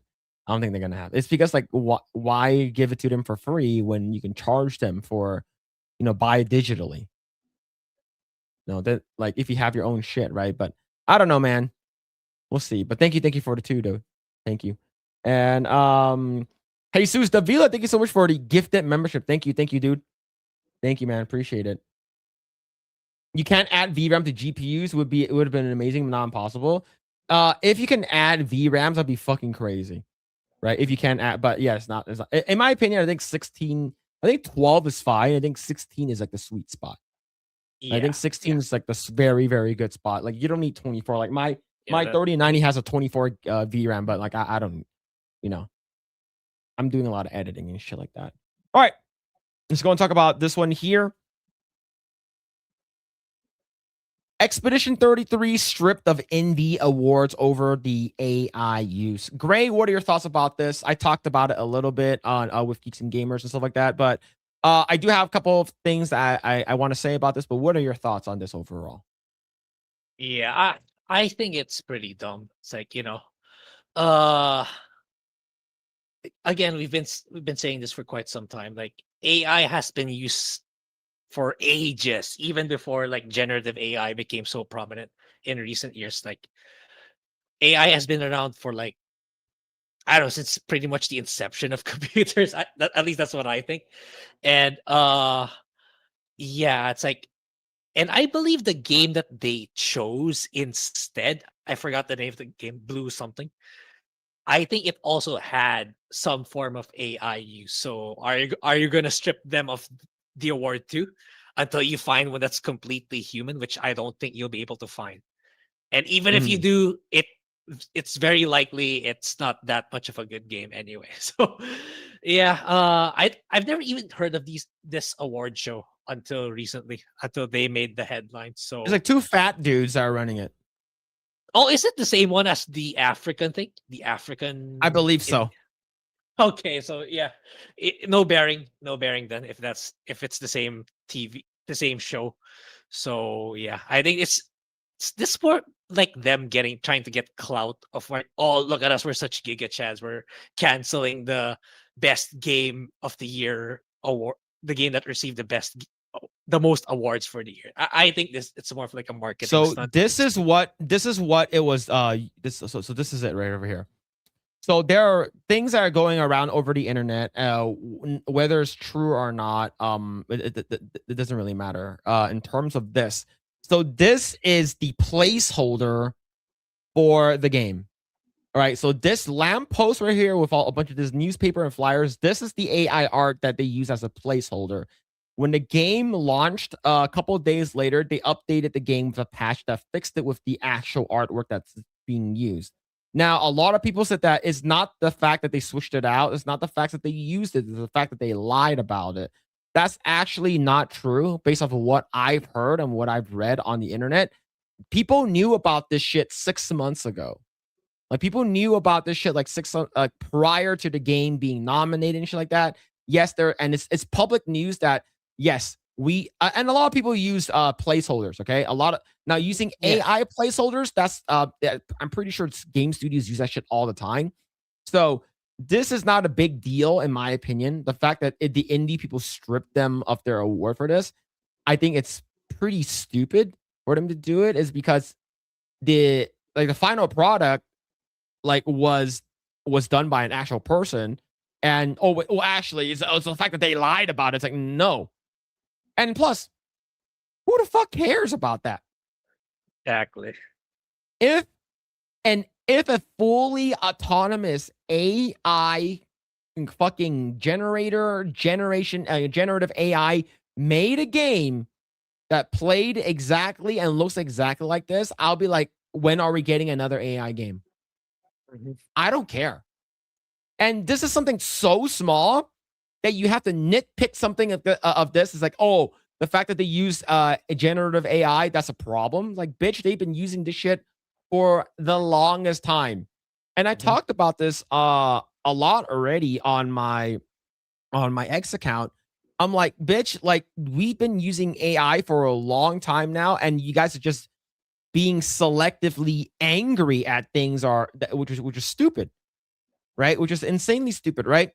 So this is from Pirate Nation. CD Projekt Red boss Michael Nowakowski asked in November whether AI could reduce headcount at the company. And he said, as for reducing headcount thanks to AI, I don't imagine that. Our usage of AI is mainly in productivity areas, and that's where we'll see the largest benefits. And Square Enix early this year basically said that we're going to be using AI for QA testing. And Square Enix has already been using AI since Final Fantasy VII Rebirth. You reminded me. It's like, yeah, where's the backlash for Square Enix when they said, yeah, I know there are some. I know I've seen some, but it's not as bad as this one, not as Clair Obscure or Larian, where Square admitted, oh, we want to cut our QA team by 70% and replace them with AI. Why couldn't they get as much backlash as Larian and Sandfall did? I don't know. Yeah. I really don't get these people. Yeah. Yeah, it's fucking stupid, right? And what like he and I also posted this right over here. They've been using machine learning and AI lip syncing for Final Fantasy VII Rebirth. Nobody said anything. Why? Why didn't nobody say anything? And all of a sudden, all the anger and critique and fucking raging and fucking crashing out goes to Expedition 33. Yeah. Like, are you guys just being fucking selective? Like, I don't fucking get it, right? Right. Right. So, look, for me, it's not Expedition 33 is not a 10 out of 10. It's not my game of the year. You guys know that. But at the same time, I feel like, that much backlash because of something of a tech they used, I don't think it's warranted or deserved. Not at all. Like I think at the end of the day, they made a really good game that resonated with a lot of people, and that's all that matters. Whether they used AI or not, it's very, very irrelevant. And it's like, it's the future. You cannot really avoid that. If you can keep saying, oh, I want everything to be 100% human. Okay, fine, but you're gonna be left behind, and that's a fact. Yeah. So, like, if you actually read over here, a lip sync machine learning based framework to generate lip sync animations in Final Fantasy VII Rebirth. So basically, they used a what's it called again? Something in it looks like the framework generation. It looks like it's basically on par with something that uses Maya. So they used a combination of machine learning and what they did with Final Fantasy VII Remake, and basically mixed them up together, made this lip syncing AI, and they used it for Rebirth. Nobody said anything about it. And the thing is that a lot of people are already not liking Square Enix because of the whole keyway thing. But the thing is that like them getting Expedition 33, I think this is something so small, right? And they swapped it out. Do you know what's going to happen in Final Fantasy VII Part 3? They're going to continue using AI lip syncing. Exactly. It's like, And what? Yeah, and very likely the implementation of that QA AI that they want to try out so that they can reduce staff on QA. So Yeah. where's the outrage in that? Yeah. So right over here, Indie Game Awards has disqualified Expedition 33 for its use of Gen AI. Expedition 33 won Game of the Year, but the award was retracted. Blueprints is your new Indie Game of the Year winner.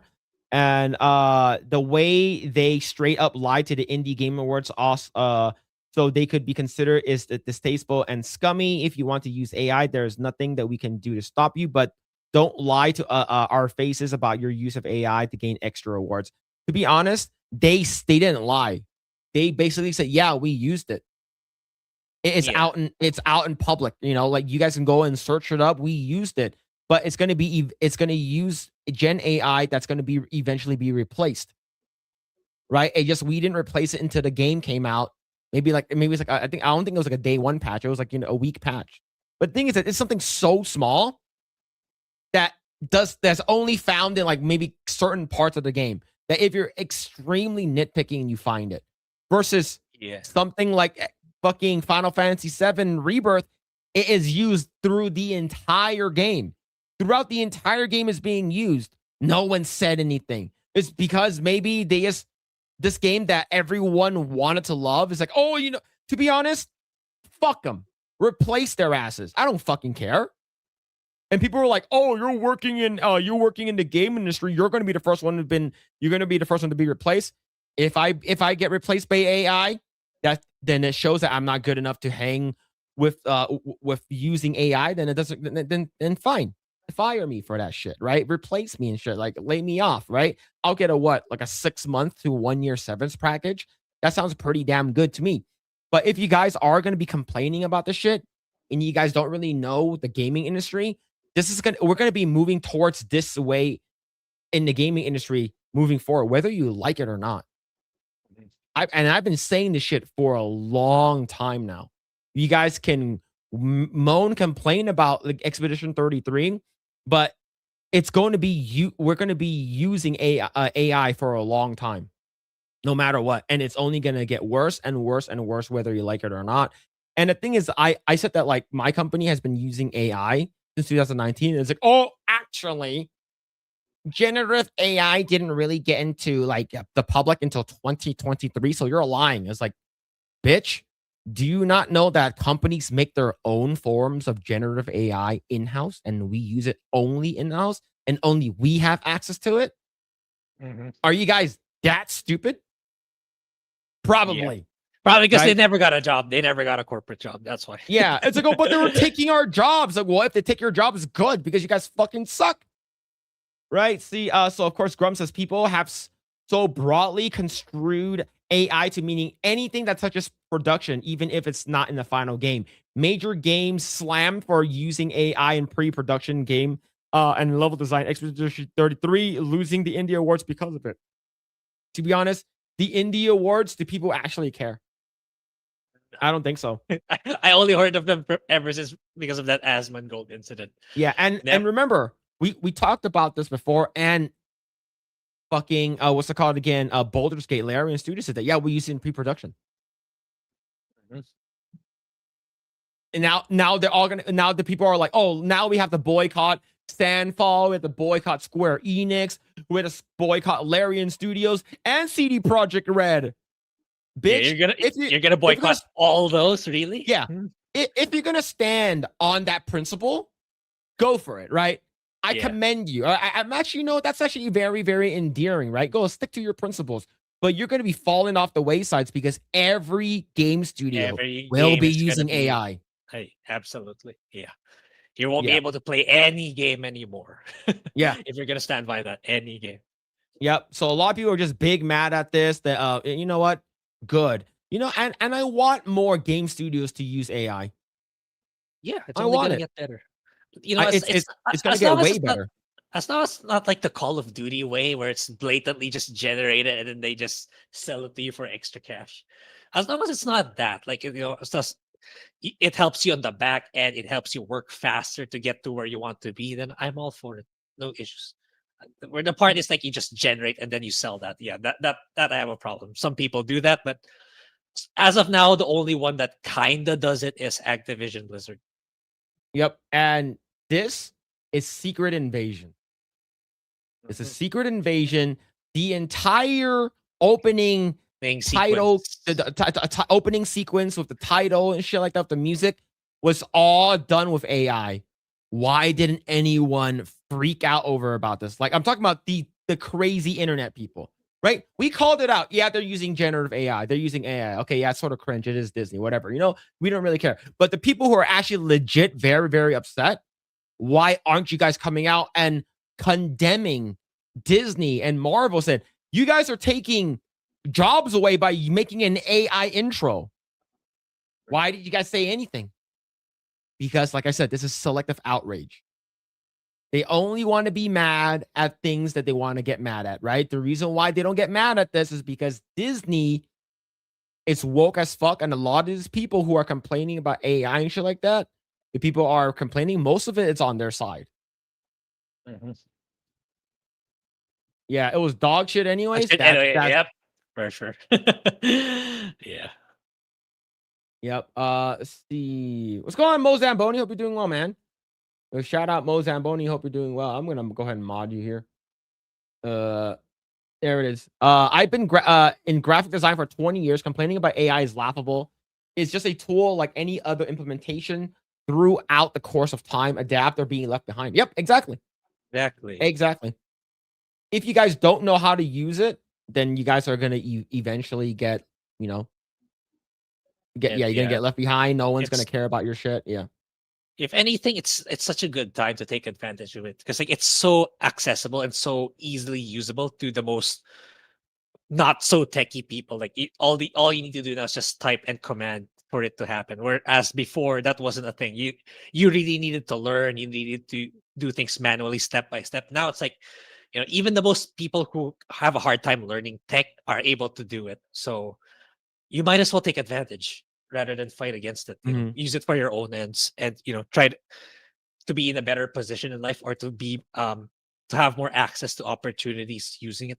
That's how I would look at it. Yeah. It's I think people are just they just want to get mad for no fucking reason. And it's pretty cringe. Like, oh, let's go ahead and get mad over this. And it's like, what? You guys why are you guys getting mad over this? What about this? Right. And of course, yes, it's all about whataboutism.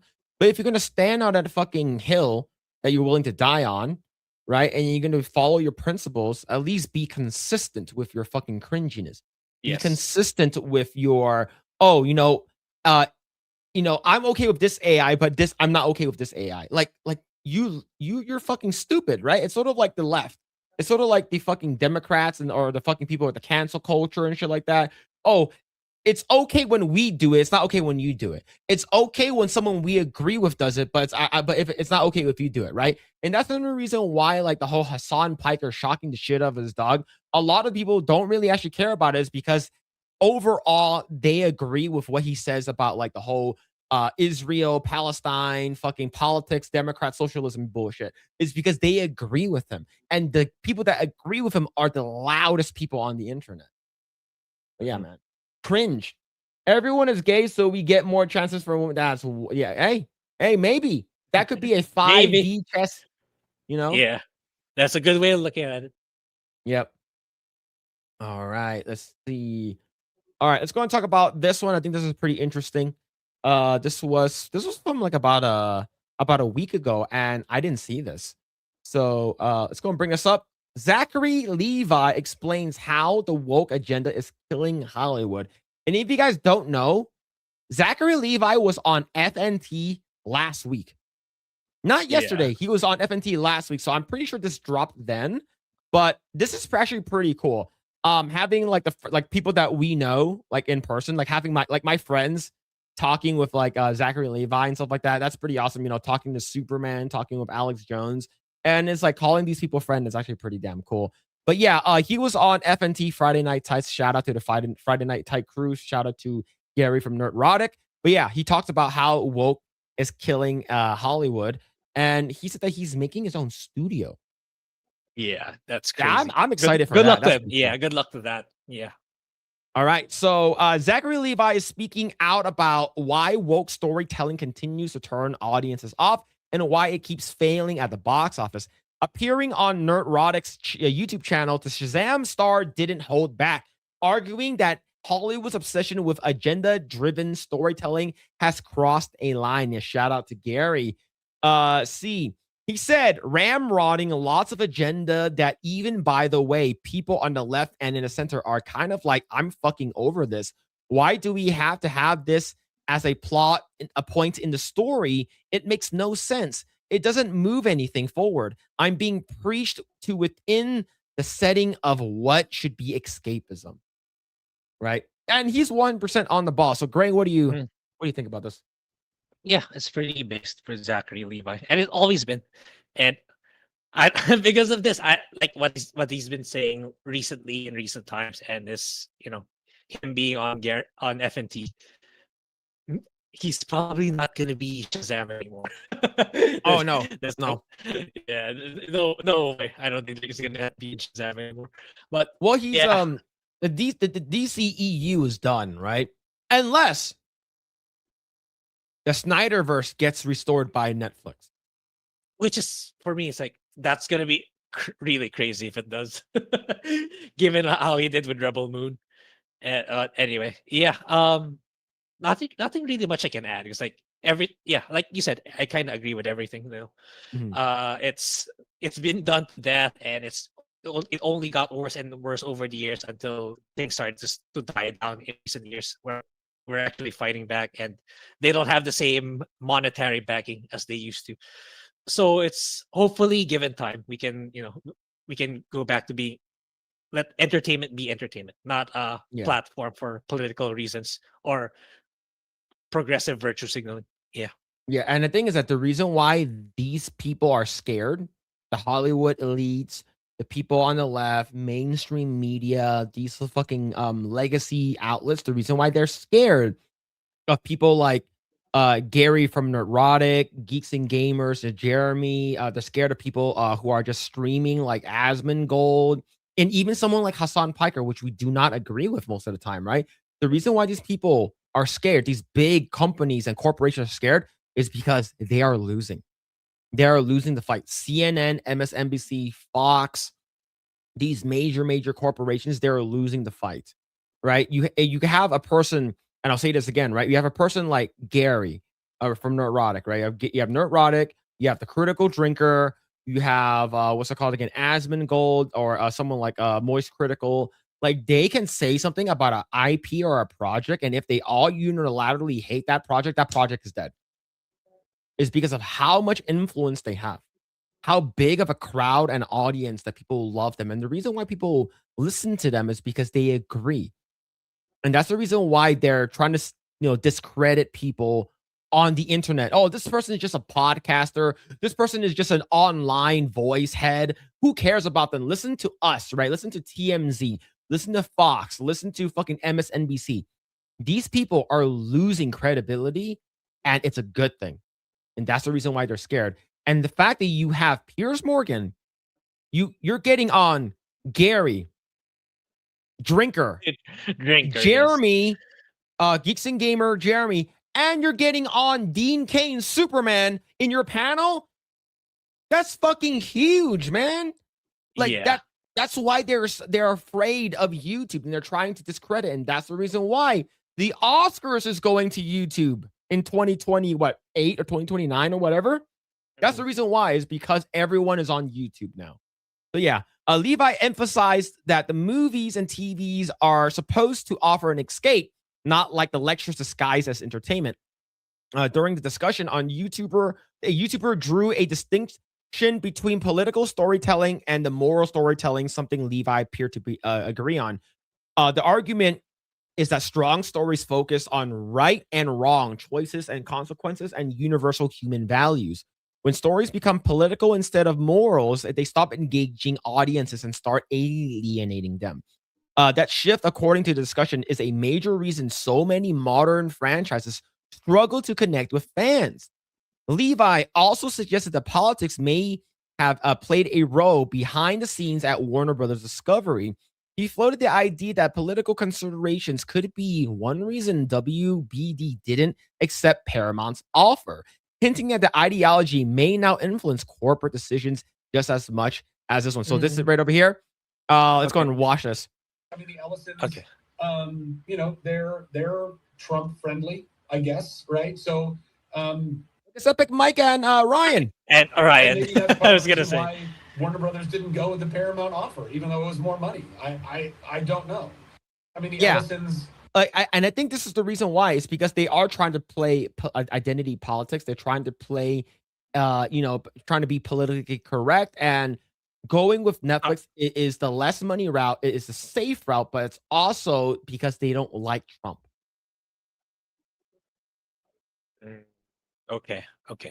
Yeah, I was gonna say, but isn't like Netflix also like the bastion of, you know, virtue signaling given their shows we just talked about? So yeah, when it comes to progressive themes, like, you know, I think both parties are guilty.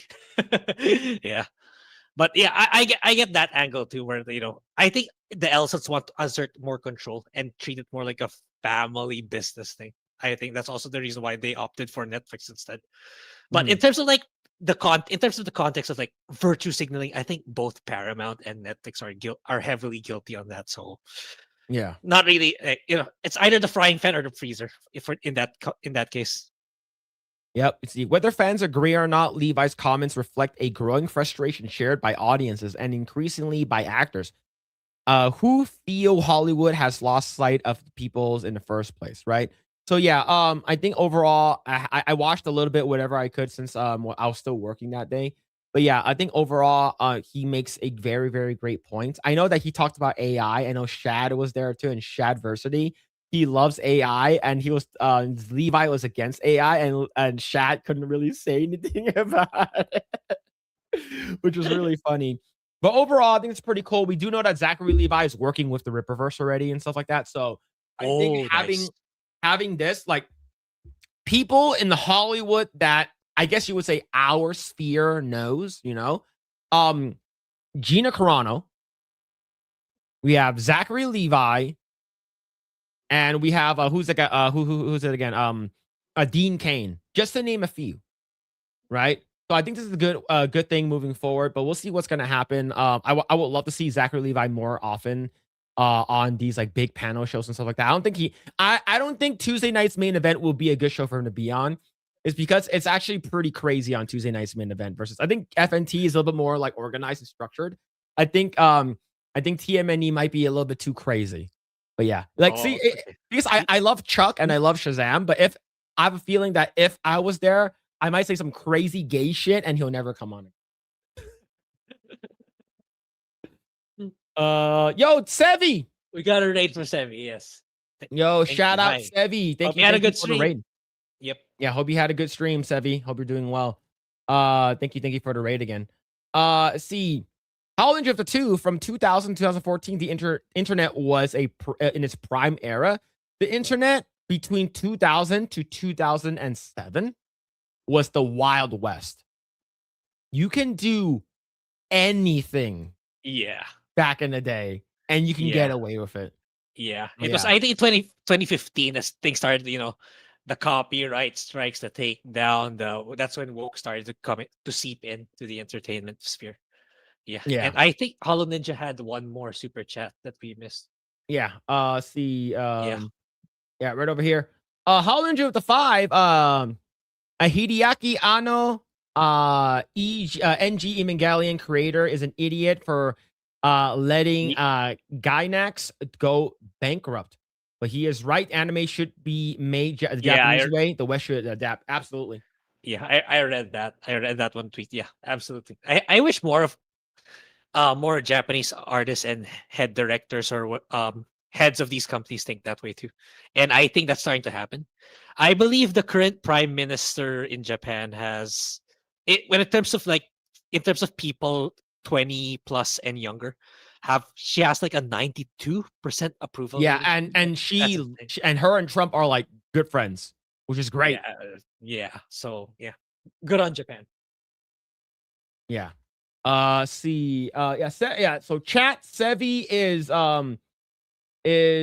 13 subscribers Oh away yeah. from 1500. So go ahead if you guys haven't already. Go ahead and subscribe to channel, and hopefully you can get her to 1500 subscribers. But thank you, Sebi, for the raid. Thank you. All right. Let's go ahead and talk about our next topic. So this was last Sunday on the 21st. Vince Zampella died in a crazy car accident. It was pretty awful. Grae, I'm not sure if you saw the footage. It was wild. Oh, It was no. Can you show it, or do I need to watch it on my? I can show you the beginning of it, but I can't show you the actual like aftermath of this because like there's a person's body and shit like that. So but yeah, I can show the beginning. Yeah, it's pretty sad. It's pretty devastating. It's like, yeah, he died. Yeah, 55. But that's far too young, especially with someone with his talents. And at a time when Call of Duty badly needed someone like him, and it had to happen to him of all people. Yeah. Yeah. So I'm only gonna play the part up until he crashes. So so if you guys don't know this area, this Angeles Crest area, it's basically on the back end of the Angeles National Forest. A lot of people typically drive this route. It's because it's a very, very scenic route with a lot of twists and turns. It runs close to you can I've been there before, probably like 2 times driving through it. We see a lot of people drifting, a lot of bikers driving really, really fast through this area, and it is notorious for a lot of people to get into car accidents. And this one, unfortunately, took the life of one of the people that spearheaded what's it called again? Apex Legends, Titanfall 1 and 2, and the modern Call of Duty. Modern Warfare. I think both. Battlefield 2. Yeah, I think he also handled and Battlefield 6. He worked at Infinity Ward. It was right before I actually went on to work at Activision, because I was working with Treyarch, not Infinity Ward. So this is the crash. He was driving really fucking fast downhill into this tunnel, and you can hear the vehicle. It's a Ferrari, so he's going really, really fucking fast.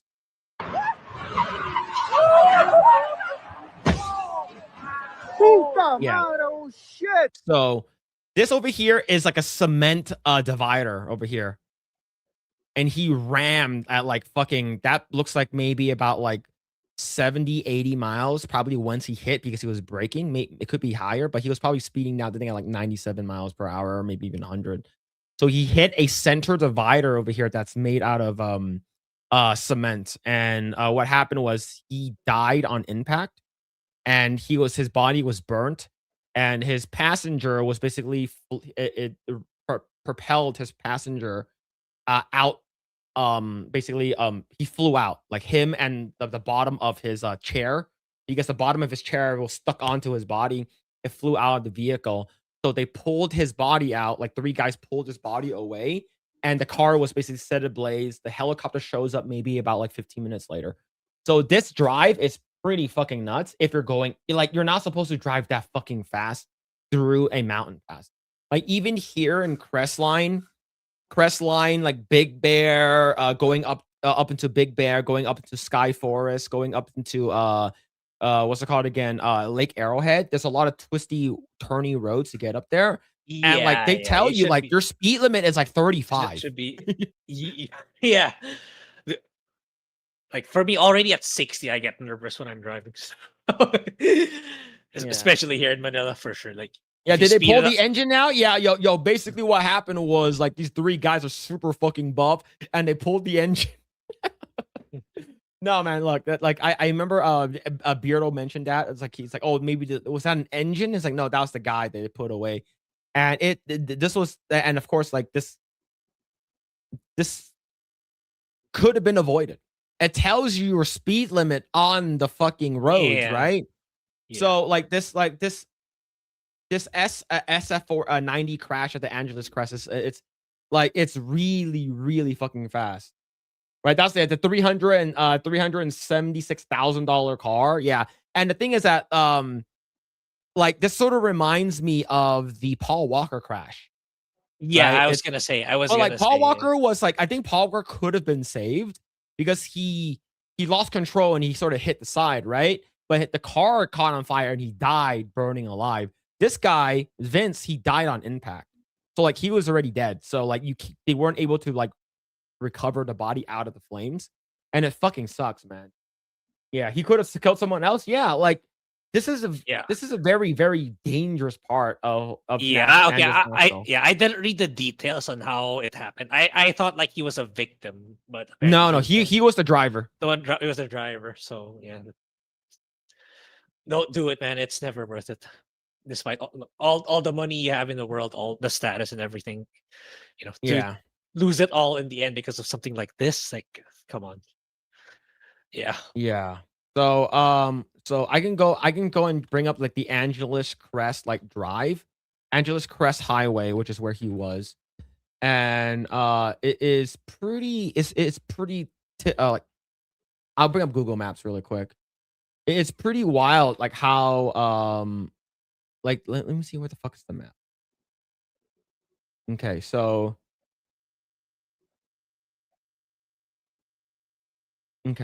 let me see. Let me double check if I have any like nudes popping up, and I think we're good. All right. So let me show here. Okay, you see this? Yep. All right. So, you see how twisty turny this shit is? Yeah. Yeah. Like you're not supposed to drive this fucking fast, man. Yeah, for sure. Like this is like look at that. This is like where you fucking drift. Right? So I'm not sure exactly where he drove into, but like I've drove through that tunnel before. Right? So let me see. Angeles Crest Tunnel. Highway tunnel. All right, so let's see where is it? But yeah, man. Like why would you drive this fast? Yeah, it's like I think it's those moments, when people like him who has the money and status. Oh, I want to relive my wild days as a teenager or something like that as a university student, even just a little while. And yeah, that's what he chose to do, which is sad, Yeah. Okay, one wrong decision. So one of the tunnels that he went to was called the Winston Tunnel. There's two tunnels that he goes to. So one of them is called one of two historic tunnels, which is basically up in the San Gabriel Mountains where I grew up. So the first one is called the Winston Tunnel, and which is considered typically a scenic route. A lot of people drive down that area.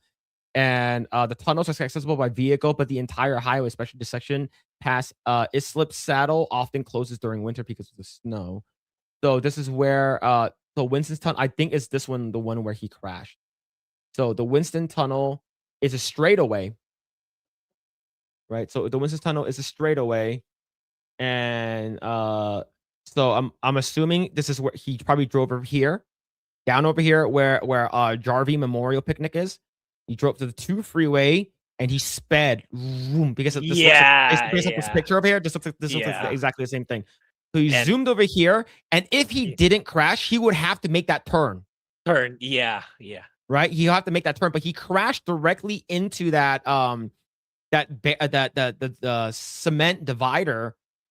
It's like, oh man, that like this was sad is because like he worked like a lot of the video games that we've been playing is we grew up with these video games.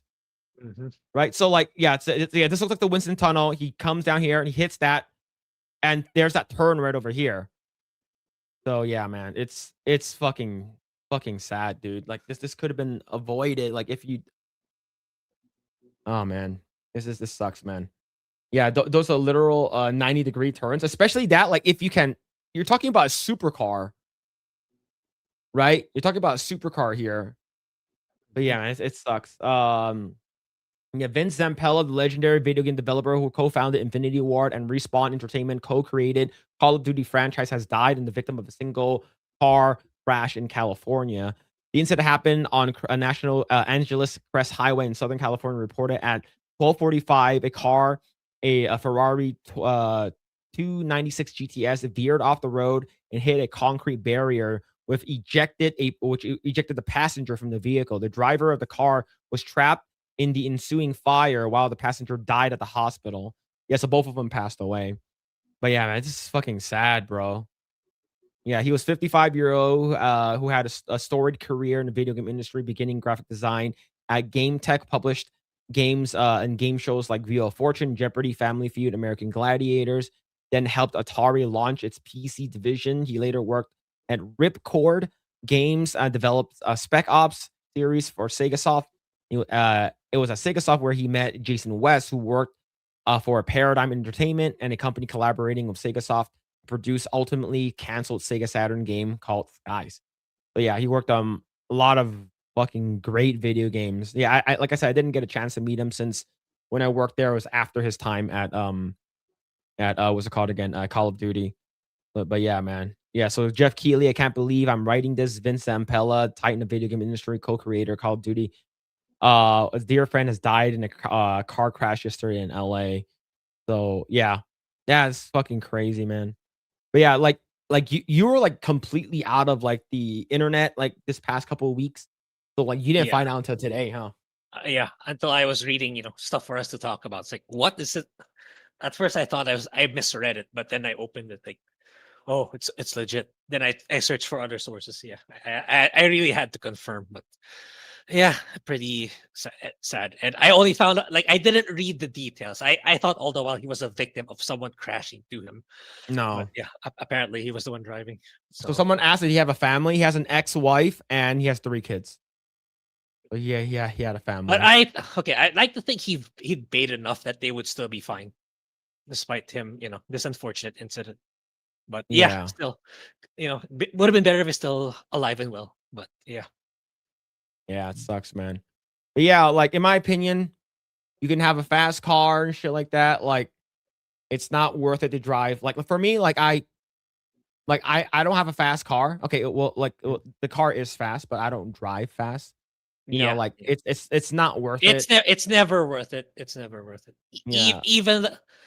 Even if you're not, you're not intoxicated, or you didn't take some sort of medication, shall we say. Like, the only time you do it is in a racetrack, with a lot of supervision, and everything is designed for you to drive around and, you know, be more free for all. That's the only time I would do it. In any other circumstance, though. Yeah. Like it's cool, right? It's like, oh, you have a fast car. Let's go up to the mountains. Let's go and drive around. Mm. Initial D, Tokyo Drift, and stuff like that. Like that's cool. But like if you don't know what you're doing, you're renting a car and stuff like that. Like like this is the second time where like someone famous passed away from a car accident. Right? In terms of like in recent, like the most recent ones, like that basically for me, this like the reason why I brought up Paul Walker, because this reminds me a lot of the Paul Walker thing. Right? It could have been avoided. But Paul Walker, I don't think he was driving the Porsche. I think Yeah, his I friend was this driving that one. yeah, it was someone else. Yeah. But yeah, like for me, don't do it. Yeah, I would probably just do it in a like in a safe road, stuff like that. Like do it if you're gonna do a straightaway and stuff like that. Even straightaways, some people like lose traction and stuff Control. like Yeah. that, lose control, and yeah. Yeah, it's sad, man. Very, very sad. So just be careful when you're driving, especially when you go up to the Angeles National area. When we were driving, we went cherry picking so we drove from Palmdale, which is up in the mountains. We took the Angeles National Crest area, Angeles Crest Highway, and we drove through all the way back until like the Los Angeles area. It's like a 40, like a 45, 30 mile is like a 2-hour drive. All right. So it's like, especially twisting and turning. we see fucking bikers go really fucking fast. Like these like street bikers that go really, really fucking fast. And you know what happened? One of them skid on the inside of the road, and fucking his bike fell off the fucking edge. They fell off the cliff. And we saw that same biker too. We're just like, see, this is why you don't fucking go that fast, right? You're gonna lose control. So it's scary, man. Bro, jump on the Laguna Seca or something local. Get on actual racetracks. Yeah. It sucks, man. It sucks. You went cherry picking. That's the most white adjacent thing I've ever heard this week. Yeah. The best time to go cherry picking is now. During the code season. That's the best time to go. The reason why the best time to go is like literally after, it's like literally after winter ends. Like when your like early spring, is because in order for the cherry trees to bear fruit, it needs super, super cold weather. So yeah. But yeah, man. Yeah, Paul Walker was doing a relief for Typhoon Yolanda too. Oh, Yeah, I remember my friend I used to work at Universal Studios, right? And I had a friend that was going to be working. She worked on the Fast and Furious the sort of simulation ride at Universal Studios, where like what's it called again? Paul Walker wasn't in it, but like he was invited. It's because they're Universal family. So she actually met with him the day he passed away. Literally a oh, couple hours, because they were in hours Valencia. before. They were in Valencia. And the thing is that Paul Walker is from Valencia. He's from that area. Let me see if I can find a picture of it. Let me see, because I know she posted it before he passed away. God, I forgot. I forgot her name already. The person that I used to work with. That's gonna bug me. That's gonna bug me a lot. I forgot her name. Shit. Yep, I forgot her name already. I haven't spoken to her in like fucking 11 years. Shit. It'll come back to me. It'll come back to me. Let's see. Let's see. Hollow Ninja with the 2. Thank you. Super Sentai, the end of a 60-year era, man. Wait, are they stopping Power Rangers? Really? Is Power Rangers officially done? Maybe it's just in hiatus. Because that's something that you can keep showing again and again. If she's hot, you suck. No, I don't find her attractive. All right, I used to work with her. She used to be I used to work with her at Universal Studios. Oh fuck, man. Oh fuck. Let me see if I can find him through like my other, because we have mutual friends. Okay, let me find him through mutual friends. I mean, find her through mutual friends. Let me see. All right, here we go. Wait. Okay, found him. Her name is Jocelyn. Let me see if I can find the picture that she took with Paul Walker the day he passed away. Do you know what car she has?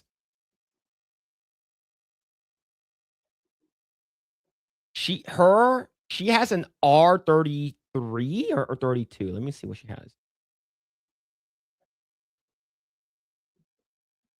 Yeah, she has a Nissan Skyline R33. She's a car girl. Her and her husband are car people. Okay. So let me see if I can find a picture. All right, give me a second. Give me a second. All right, this is a long time ago. Let me see. Yeah, damn, this is damn. This is a long ass time ago. Is it? This is a 33, right? Chat, or this is 32? Chat, is it 33 or 32? I think it's a 32, right? This is their car. They still have it. They still have it. There it is. Found it.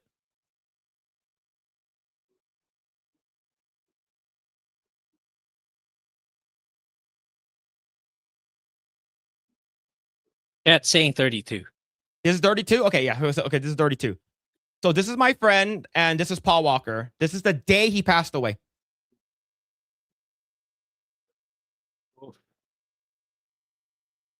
So he met up with them, and they had like a universal thing where they're like, hey, we're gonna come together and make something for like the universal tracks and stuff. So that's my friend Jocelyn. I used to work with her at Universal Studios. She was actually majoring in mechanical engineering and track layout for theme parks. So she went to Cal Poly Pomona, which is they're very, very good for like mechanical engineering for spaceships and stuff like that. She went there, she graduated. At the same time, she also did like the line and queue layouts for House of the Thousand Corpses. So she interned at Universal Studios backstage and she worked with them. They really liked it, so they hired her on to do track layouts and stuff like that. So she started at Universal Studios doing what's it called again, actual like ride operation, and then she worked her way to doing actual ride stuff, operations in the back. So yeah, Nice. So I imagine that's what she's doing up to now. That's what she's I believe that she's so like the she what's it called again, the Transformers ride, the new the Minions ride, the new Fast and Furious ride. Like she worked on all of them. Nice. But yeah, so this is the day Paul Walker passed, and right over here,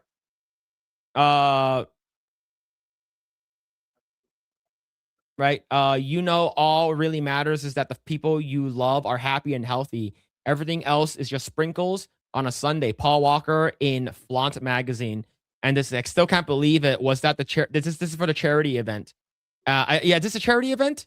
I forgot already. I think this is a charity event. Yeah, so ladies and gentlemen, I present to you Paul Walker. Edit. I just heard, if the rumors are true, condolences to his family and friends. This picture was taken an hour before it happened. Oh. Yeah. So if this is for the charity event, then it's for like the Universal family were invited. So yeah, so an hour before he passed away. Yeah, it's fucking sad, man. Yeah. But yeah. But man, yeah, R32. R32, man. That's a nice car. She still has it. I think now it's blue. Yeah. Let's see. Woman driver, yeah. Woman driver. Right? Yeah, 32, yeah. But there it is. There it is. So don't drive fast, chat. Don't drive fast. Unless you're a professional, then maybe. Let's see. All right. Let's see. We caught up. All right, we're good. All right, let's go and talk about our next topic here. Bethesda wants you to play Fallout 5 for 600 hours. What the hell is happening? I think that's kind of understated for a Bethesda game. I think a lot of their hardcore fans want to play 600 hours. Yeah, I don't know. It's like nowadays I'm more leaning towards linear, not games that will last hundreds of hours. I've been playing a lot of Deus Ex recently, so I think I like stealth games that I didn't know. That's one of the things I discovered this year before the year ends. That I think I like stealth games a lot more than I admit, or a lot more than I realize. So, but I don't know. I really don't have faith in Bethesda anymore. Ever since Fallout 4, which arguably 3 and New Vegas are a lot better anyway. Mm-hmm. So modern day Bethesda is kind of like any other game dev or publisher under Microsoft. I think they're, in terms of quality and delivery, they're at rock bottom. I'm not excited for Elder Scrolls 6 or this one, because like I think what they're trying to do with this was trying to release it at the same time as while the show is still ongoing. So they want to fully capitalize on the Amazon TV show at the same time, so that they can maximize profits. So it wouldn't surprise me if Fallout 5 comes out first before Elder Scrolls 6, despite Elder Scrolls 6 being officially announced like almost a decade now, if I'm not mistaken. So yeah, that's not a value proposition for me anymore, especially given what we know with AAA gaming, where we want a bigger game world, better graphics. it's losing its sustainability and value proposition. I don't think a lot of people want that anymore. They want a more condensed, more thoughtful, more immersive experience, even if it means like it'll only last for like 20 hours at most.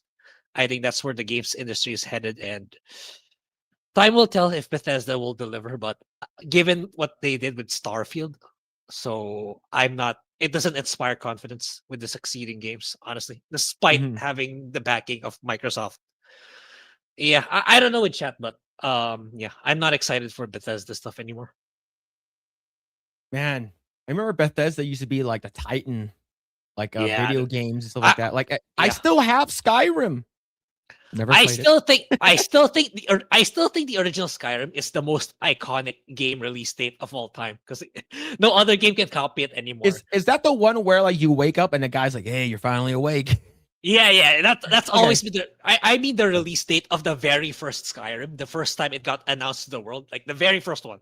I'm not talking about the remaster, the re-releases. I'm talking about the first time. I will always remember the release date, 11/11/11.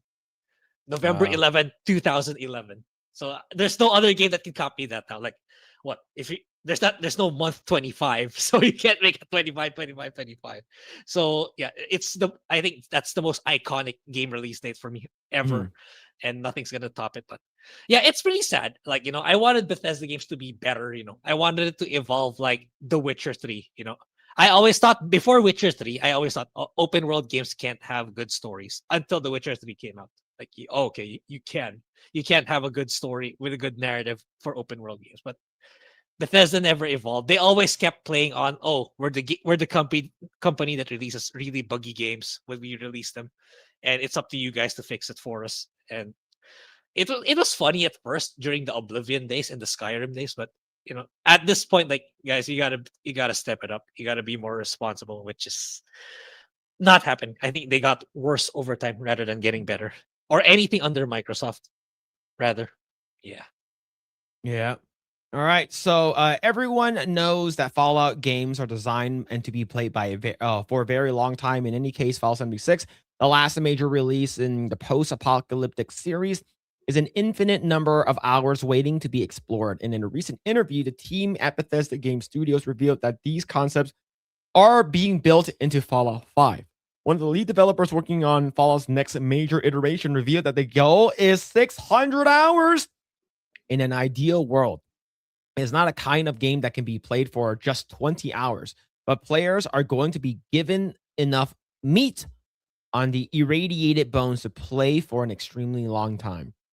Now, I know that people have spent thousands and thousands of hours on like Bethesda games like Skyrim, right? And I know that like the game has like there are like because I remember talking to someone, it's like, what's a game that you will play that you think about playing and bringing with you on a deserted island? Like name 5 video games, right? And I believe Epic Mike brought up a game from Bethesda. I forgot which game it was. Is because it has infinite amount of content if you want it to. Is it? So I'm assuming it's It's probably like one of these probably Fallout games. Skyrim. It's probably Skyrim and Mhm. Fallout 4. Yeah, because like they introduced like in Skyrim, it's called the Radiant Quests, but it's literally the same thing again and again until you don't want to do it anymore.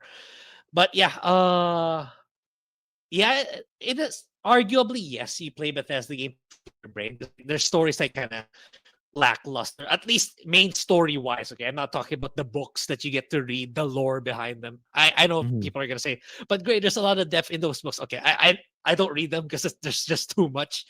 The world is so huge and there's so many books. I don't want to put in the time to read all those books honestly. But Mhm. yeah, in terms of the game in general, the story's not really that deep. It's like, oh, you have to stop this evil entity. And that's all that's about there is to it.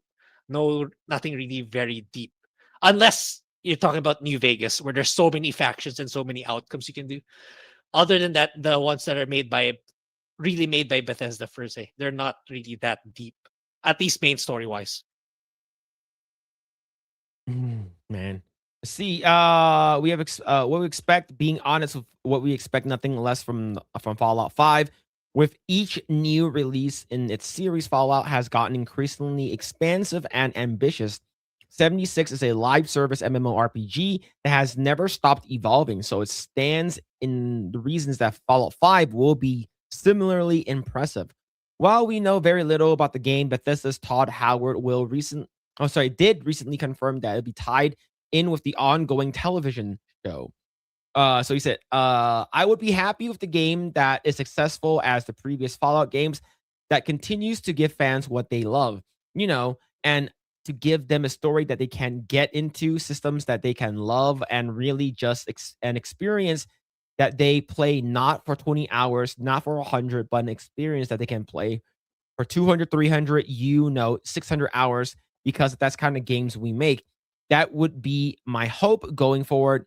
Keep doing what we've been doing, and also to evolve. I don't think people are gonna have that type of, I don't know, like that kind of like I guess sitting there for like playing 8 hours at a time, right? 4 hours, Ye- 4 hours, 4 hours, 4 hours for like the next several years. But ye- here's the thing, that I've never played any Bethesda game. Mhm. If it is on top of my head, I've never played any Bethesda game. I never played any Fallout games. I never played any Elder Scrolls game at all. So, with that being said, like that's a lot of time for you to. I would say if you're a kid, you're like 13 or 14, you're in high school and shit like that. You hang out with your buddies and stuff like. I can see you doing this, but as an adult, absolutely Yeah, not. I don't think I have that exactly. time to Like just sit around and I, play I games for that long. Well, yeah, once upon a time, that's such a really good value proposition. Back in the 360, the timing of like Oblivion, Fallout 3, Skyrim was really good. Because at that time, people were looking for that kind of content and that kind of gameplay. That's where like the graphical leap was huge for me. Like during the PS2 to PS3, that's what at its peak. And people were really looking for that kind of game. But right now, it's like, that demographic has aged. As you said, for people like you and me who are working, like we don't have time for that kind of. At least if you're not looking to make content out of it, it's like you don't really have a lot of time to be playing those kinds of games anymore.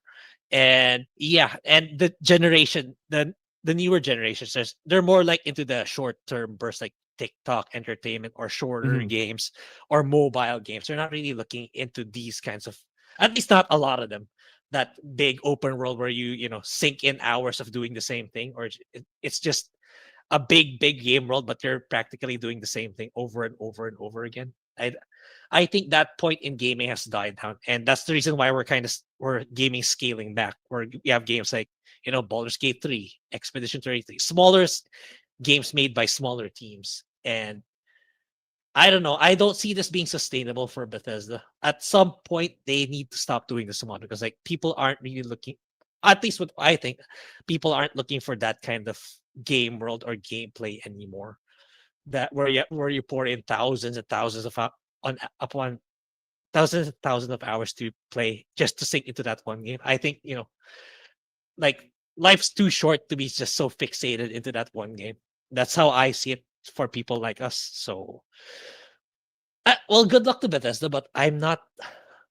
The novelty of these games kind of faded already. It's long past. It's high time I think Bethesda adapts to smaller games, but has more substance, better story, more interesting gameplay mechanics. I would rather Bethesda be that. Even if it's just let's say like maybe reduce the game world by like 40% or maybe even half, but it's more packed with really interesting content and with more dense Mhm. cities. I would rather have that kind of Bethesda rather than a Bethesda that's bigger game world but more empty. And I'm not a fan of it. Yeah, I think a lot of people, like, for me, it's like, yeah, let's see right over here. Mitchell Fields with the 2 says, "What the fuck, Phil? Go play Skyrim. Take a Saturday off." Right. So the thing is that, like, Yeah. I don't think I'm ever going to play it. I'm telling you that now. I don't think I'm ever going to play it. Just like I don't think I'm ever going to watch a Dune movie. Ooh, okay. I think that's gonna sting more. People are Right. gonna get. The thing is that there's nothing wrong with it. Just because have never played it, just because I have never watched a movie or TV show, doesn't mean it's bad. Okay. I just feel like it's something that I don't think I will do. Right. I might eventually watch it down the road, but I don't think I'm going to do it anytime soon. Right. It's sort of like when I tell Grae, hey, Grae, you need to finish Attack on Titan. He's like, oh, I have a lot of things in my backlog. No, Grae, you need to finish watching a freaking Cowboy Bebop. Oh, you have a lot of things in my backlog and stuff like that, right? Okay. Maybe okay. Yeah. Thanks for reminding. Actually, one anime just finished, which is the assassin is much strong. My assassin level is much stronger than the hero. So, okay, there's room for me. I'll put in Cowboy Bebop for sure now, because like the only thing I'm watching left is Spy Family. Yeah, okay. I'll put in Cowboy Bebop for Yeah. reals, for reals. Yeah, like the thing is that like there's so many things I'm behind on. Yeah, And I don't think I have that time, especially as a father. And you know, I work full time and I'm basically on, if you think about it, I'm live streaming either myself or I'm going live or on with or other people. GNG. Yeah, Yeah. Right. So It's for eating instance, up much of your time. I work like a 10 to 6, right? A 10 to 5, 10 to 6 job. And then I take a little bit of break here and there and go have dinner and then I stream Monday. Tuesdays, I work for a little bit. Right at 3 p.m., I stream with GNG. And then at nighttime, like I spend time with my family, right? Mm. After GNG. And Wednesday, I work 6 o'clock, a video game stream with GNG. And then I stream Coomcast. Thursday, I work. And then at 5:30, I stream with Epic Verse, right? And then Friday, I work. And then after working, I do my own stream. And then Saturday, I do like it's my errands day. Like I spend time with my family. We will go run errands. We do like grocery shopping and everything. And then we do Project Eggroll for 4 hours, typically, right? Sunday is the actually only day I have do not do anything. But typically, Yeah. my wife would be like, "Hey, let's go out and do stuff. Let's go ahead and hang out, or let's go ahead and visit family. Let's go ahead and shopping and stuff like that." So technically, I don't have that time anymore, Yeah. right? So like, if I was single, I didn't have a family and stuff like that, and I do have a 9 to 5 and I didn't stream, then yeah, like I probably would have time, but I actually don't have time to do it. Right. So like the only time I ever do have time when I'm playing video games is when I'm playing video games when I'm streaming, or like I'm like I'm waiting for my wife or something like that, and I'll just like log on to where wins meet. I'll play a little bit, do a quest here and there, and I just log off. So I don't have time to like sit down and play Skyrim. Because Skyrim seems like a type of game I'm gonna be playing for like hundreds of hours. Yeah, for Right? sure. But yeah, I wish I had that time though. I do really, really wish. But yeah, but 600 hours is a lot of time. Yeah, but Right, like in defense of these Bethesda games, though, it's not like you have to put in hundreds upon hundreds. Like you can just do like you spend like an hour doing a particular quest and you're good. And these quests aren't really Witcher 3 deep in the narrative anyway. Yeah, there's a plot there, but it's not really something so, thought provoking or something that you will keep remembering for a long, long time. Those are not the kind of story beats that Bethesda writes anyway. So Yeah. it's generally it's like I think you have the streaming chops to be entertaining while you're playing those kinds of games anyway. So I think if you want to get in, I think it's still a good streaming game. It's definitely still a good streaming game for sure. I'll consider playing Skyrim in the new year. How about that? Yeah. It's like yeah, I can see you streaming it well because like you're good at entertaining people while you stream. So Skyrim is kind of perfect for that. Skyrim and Fallout. So yeah. All right, chat. I'm pretty sure you guys are gonna say yes already. All right. I'm gonna make a poll.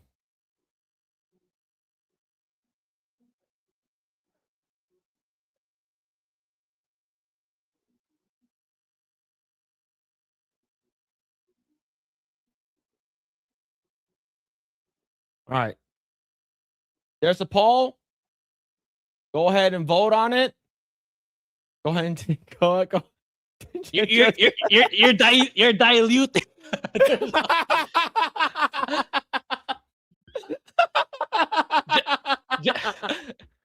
The third option is the same as the first. No, it's not. No, it's not. No, it's The not. first and third combined next year is like the fucking same. 4 days. The next year is like 4 to 5 days. Chat, calm down. All right. Calm down. All right. Mitchell, what's it called? Thomas Blackfire says, my 2 cents for Phil is to play Skyrim. Thank you for the 2. Thank you. Mitchell Fields with 2. 1 hour. Give yourself 1 hour. So just try for 1 hour. If I hate it, just don't play it anymore. I was gifted Skyrim. I didn't buy it. Right? But you're ready, gay? Ban that guy. Get him out. Get him out. Right? What's this here? Thomas Blackfire with the 2. Skyrim is a valid for Coomcast if you add the mod. Actually, yep. Yeah, that's a really good point, actually. All right. The fact that should I play Skyrim next year? Yes, no, and just be gay. Why is just be gay at 40%, chat? Why is it at 40%? Act surprised. What the hell is that? What the hell, Chad? What'd I do? Skyrim vanilla or modded with mods is looking amazingly graphically. I will probably mod it. Just a little bit. Just graphically. I'm not gonna add an all the extra sexy, spicy shit, right? Because I know Grae and a bunch of other people in chat was like, play it unmodded first, and then go back and play it. I'm not if I play it once, I'm not gonna go back and play it again. All right. It's not something that I would do like Stellar Blade, right? But the thing is with Bethesda games, though, it doesn't have a finite ending. Probably save New Vegas, because like probably except New Vegas, like they're designed to be really perpetual. It's like until you just outright just want to stop playing. So it's not designed to end at all. So yeah. We're just trying to be supportive of all your gayness. The fact that Just Be Gay has 45%, you guys didn't have to vote for that. But they wanted to. Oh shit. Skyrim adult mods is what got MXRs famous, but it's also what got them banned. But it wouldn't probably people who are really into the modding. I'm sure there are in chat. I'm sure like there are some you can use for Coomcast that actually have really good plot lines with voice acting. That's how deep the modding community is for Skyrim. So I'm sure there's probably some, those kinky like stories that actually have good writing. It wouldn't surprise me if there is for Skyrim in particular. Yeah, but you can find those mods and play it on Coomcast. The Macho Man Dragons mod is a necessity. I don't even know what that is. There are options to not have naked and still have sexy stuff. Yeah, I'm pretty sure. Yeah. We are all supportive of your gayness food to fill. Is that Beardo? Oh my god, it is. If Phil can only get the Sausage Man mod for Skyrim, that's crazy. There's a reason that Phil is the white adjacent to Rachel Maddow. Chat, can we ban Tango? Can we just ban him? You get him out. Phil, why are you gay? Get Zempta out too. Yeah, get him out. Get him out. Mitchell Fields at the 5. Okay, if you use mods, use Skyrim Novice V6 3500 mods with their auto installer. Game is only 12 gigs. This mods list is 320 gigs, free to use. Yeah, it's because like there's just so many good mods. There's a lot of them that compiles them into one and makes it easy for you to install. And so installing one by one is like a pack. Like a package. Yeah. Because like the modding community is just insane for these Bethesda games. I'm sure chat knows a lot. So if you look for what are the best mods that I can use for streaming, I'm sure chat will know. Yeah. All right. So it looks like Just Be Gay wins though. Yeah, that counts as yeah. That counts as a yes. Yeah. All right. How about this? Okay. Mitchell Fields thank you so much for 45. I will play Skyrim. I will play Skyrim sometimes next year. But I'm gonna need people to help me to pick which one is good for streaming in terms of mods.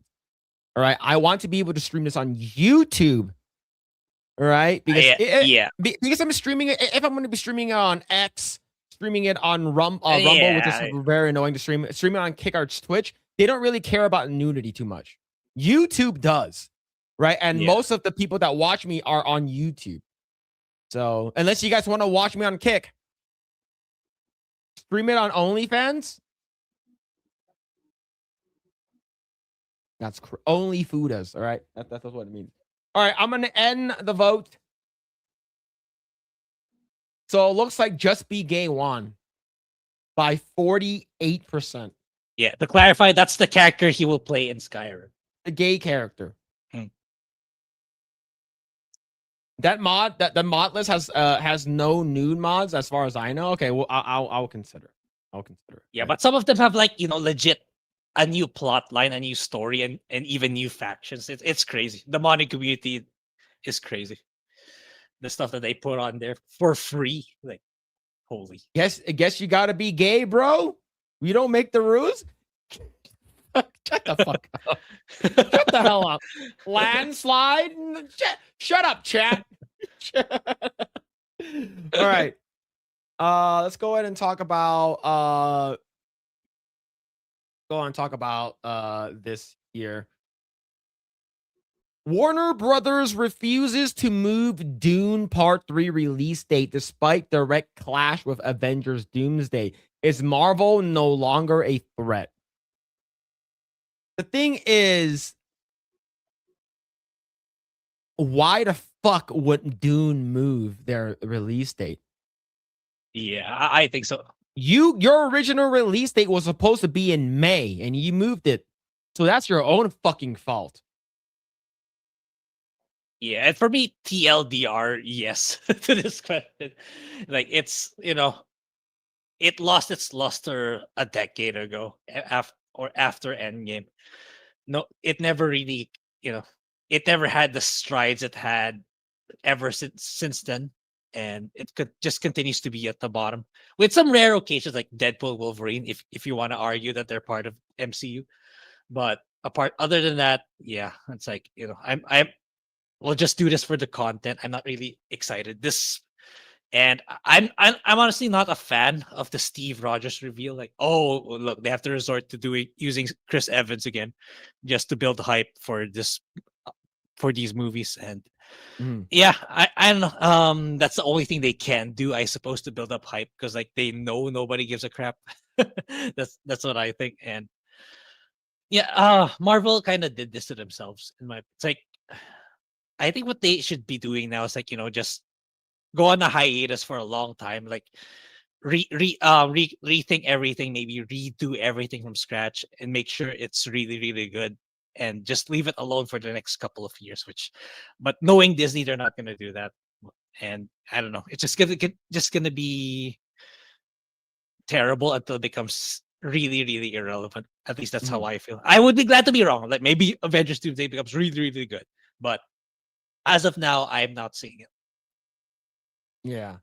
All right. So Warner Brothers is showing zero signs of blinking as Dune 3 barrels toward a direct collision with Marvel Studios' Avengers Doomsday, setting up what could become one of the most fascinating theatrical standoffs in recent memory. It's a clash many are already calling it Doomsday. So in my opinion, they're also Dune is also getting all of the IMAX theaters, the IMAX screens. So we know that Marvel Doomsday aren't getting any. So they're not getting any of the extra theaters, the extra premium theater Previous seats, right? seats, yeah.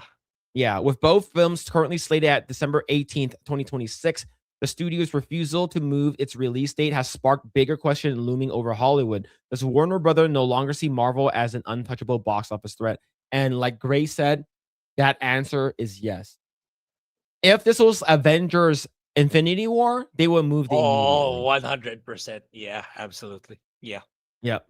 Let's see. According to the World of Real, Warner Brothers executives are standing their ground, insisting that Dune 3 will not shift even with an Avengers movie opening up the same day.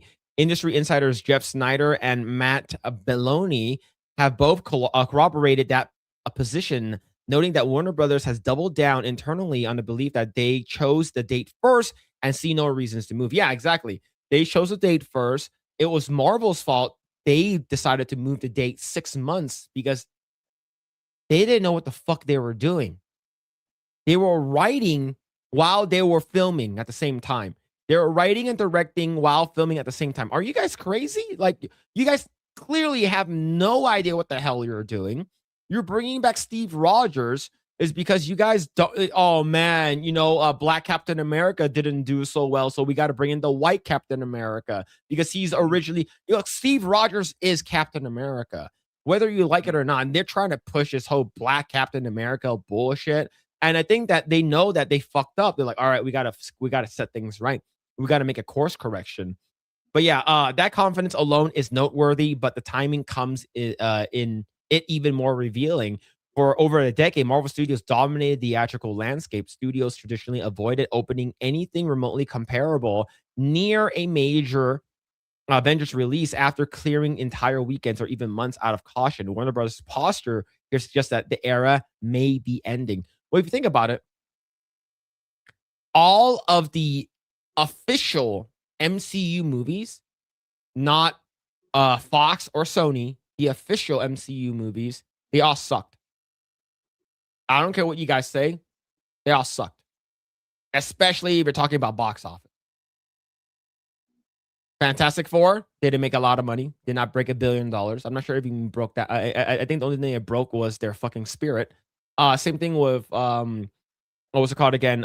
Thunderbolts. Thunderbolts did not make a lot of money.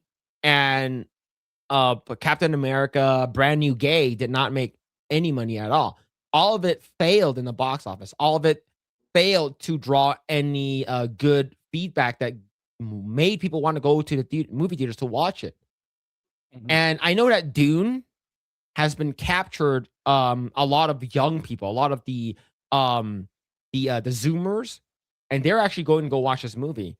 And I agree that Warner Bros. Shouldn't have to move just because they moved it. It's like, oh, just because are we going to move our date forward or backwards? Absolutely not. What are your thoughts on this, Grae? Yeah, I think so too. It's like, you kind of nailed it. Like, if it was like Infinity War Endgame, yeah, if I were Warner Brothers, I would be afraid. Yeah, move it, guys. We're gonna lose a lot of money if we go toe to toe with that. But now, given the state of MCU, given everything that went down, like, I already forgot Brave New World was a thing until that was just this year, right? Earlier Yeah, this year. that was early February. Yeah, I already forgot. See, it's really a shame. Once upon a time, this would have been. Oh, I'm really excited for both franchises, but now it's just one. Well, generally speaking, people are looking forward to just one of these, and the others, like, yeah, it's just more filler content from Disney. That's not exciting at all. It's like, this is something that you would watch, like, not out of excitement or passion, but something that if you want to spend time with family and friends, okay, let's go watch this. Let's see how it goes. That's the kind of attitude you're going towards watching this, honestly. And yeah, it's a shame. It used to be such a cultural phenomenon, these movies, and Yep. now it's because of their own doing. It's like it's nothing now. It's like they couldn't keep the momentum.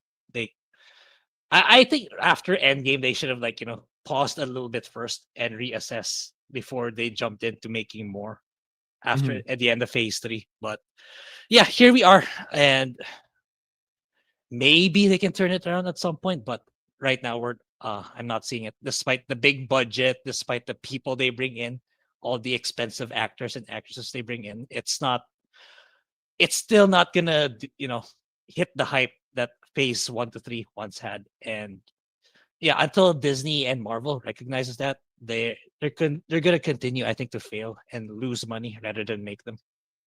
Yep. So right over here, I have these numbers pulled up really quick. So this year's releases include Captain America: Brave New World, which grossed $413 million worldwide. Thunderbolts, $382 million worldwide. That's so low. And Yeah. Fantastic Four with the highest, which is 520. None of these broke even. They Yeah. all lost money, right? If you're factoring in movie theater, basically they take 50% of the sales, and you're also categorizing and moving in the marketing, right? So all of these didn't even crack $600 million. This is very, very bad, right? Because if we're talking about the movies that came out in Phase 3, like each movie was like 600, 800 million to $1 billion. None of the movies that were MCU proper, and I say this again, MCU proper, I'm talking about core MCU movies. Nothing that came from Fox, nothing that came from Sony. These movies have not cracked $1 billion since Endgame? Right? If I'm not mistaken, I think it's Endgame. That's the last one. So that's really, really bad. And also, you have a bunch of these TV shows that came out no one really fucking cared about. Like WandaVision, you have fucking Loki, you have Falcon Winter Soldier, you have fucking Agatha All Along. You have a bunch of these terrible TV shows. Eternals sucked. Shang-Chi was people are saying that it was okay and made a little bit, but overall, this year alone, you can tell it is considered a dwindling franchise in terms of IP. I don't think anyone really cares too much for it. And if you actually go to the film over here, this is it's an article earlier this month. Marvel's 2025 box office proves that MCU has fallen from grace. Yeah, they are not looking so well, Mr. Stark. That is not a lot. So Marvel's recent theatrical track record has been uneven at best in recent years. Several high-profile releases have underperformed relative to expectations, while audience enthusiasm, once unquestioned, has cooled. Cultural dominance has fragmented, and a sense of inevitability that once surrounded the MCU no longer feels absolute. Against that backdrop, Warner Brothers appears increasingly comfortable betting on Dune as a true event franchise rather than a counter programming. But yeah, and the thing is that it's also in my opinion, it's a very it's like a hero story, right? So it's not like it's not like you're talking about Barbenheimer, that complete polar opposites, right? Where it's like a movie made for girls and a movie made for dudes, right? These are two movies made for dudes. Like you're literally you have the same key demo. Yeah, it's direct competition. Yeah. Yeah. So in my opinion, like I said, I want the MCU to fucking fail. However, we do have Spider-Man Brand New Day. Brand New Day is set to be coming out next year prior to Doomsday. Now, there could be a very, very big draw that, hey, you might see something really, really cool happening in Doomsday. But the thing is that we all know that Tom Holland isn't going to be in Doomsday, right? Because he has conflicting arrangements, right? Because he's going to be in Odysseus, the Odyssey, right? He's going to be in the Odyssey, so he's not going to have time to be in Doomsday. We do know that he's going to be in Secret Wars, which is the movie after that. But yeah, what do you think, Grae? Do you think that this is going to be good? Do you think that Dune is going to destroy Doomsday, or do you think it's going to be close? I think Dune will do great, this third one.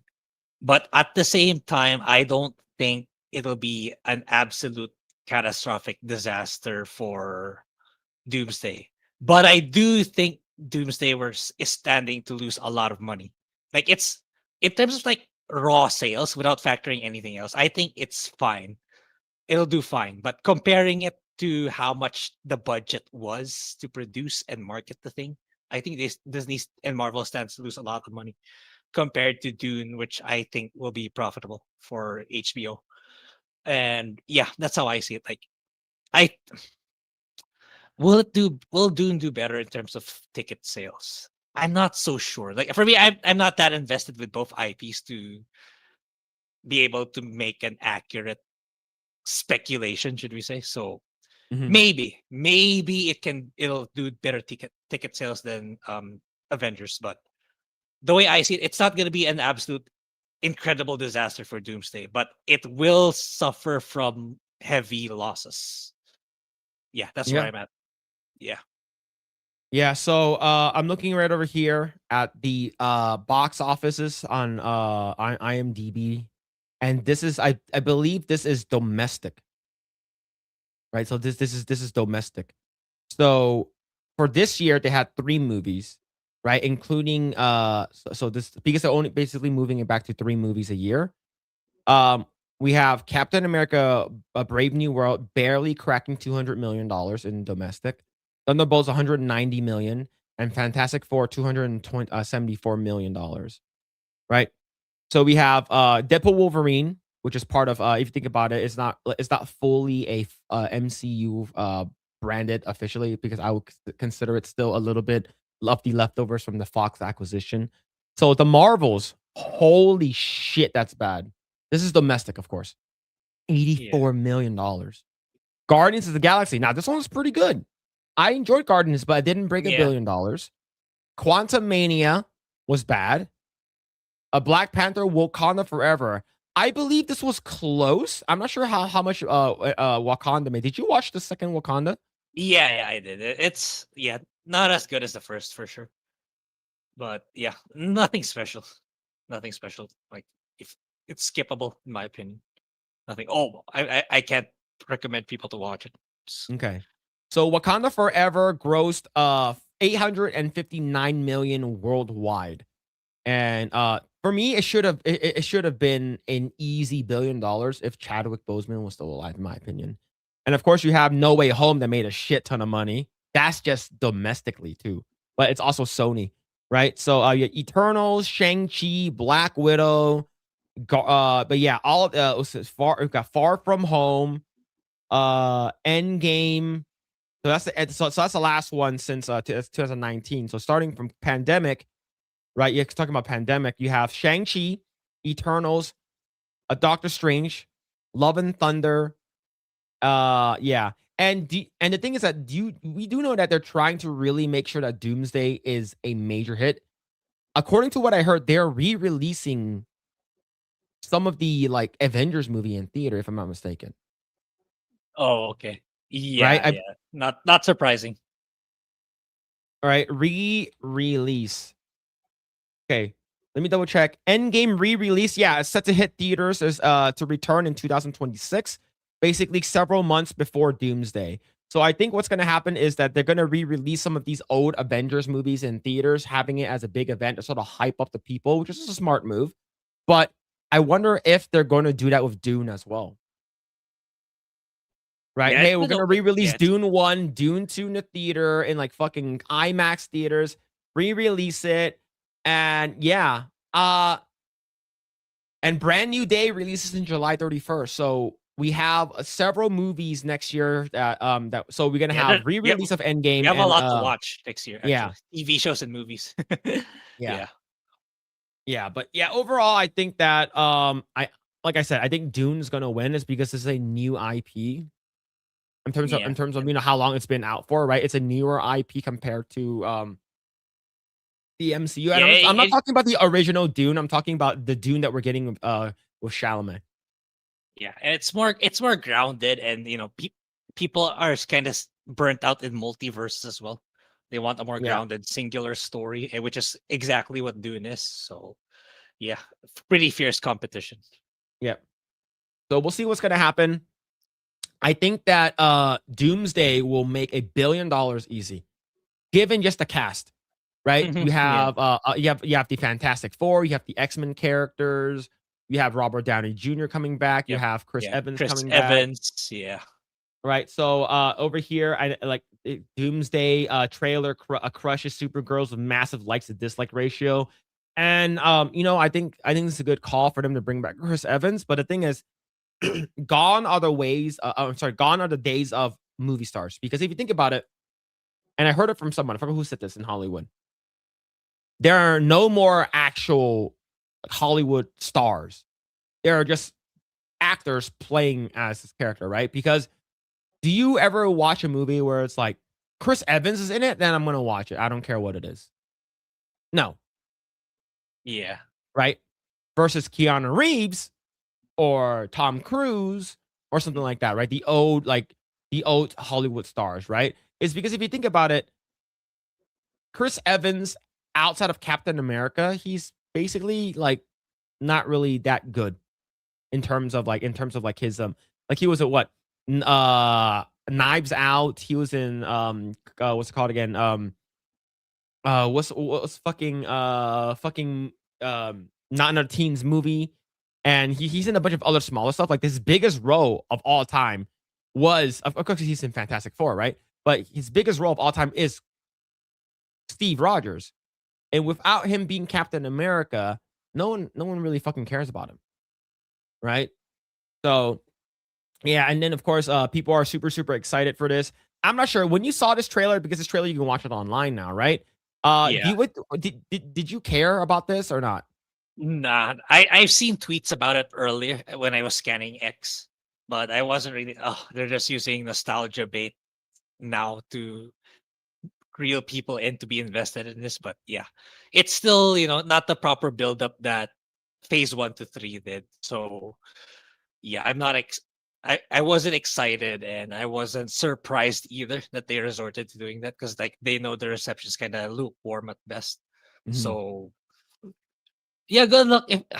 Overall, I think it's a net positive for sure, but it's people like it's not. It's rubbing me off the wrong way. Like I feel like it's kind of cheap. You can always Mhm. just use new characters, but then I think you guys realize that the writing sucks or people aren't as invested with the new characters, so you had to resort to doing this. That's what it feels like to me. Oh, we'll see. We'll see what's gonna happen, man. Let's see. Justin Martin's Vern, with the 5. Fun fact: if an Asian baby is delivered before their due date, it must be named early.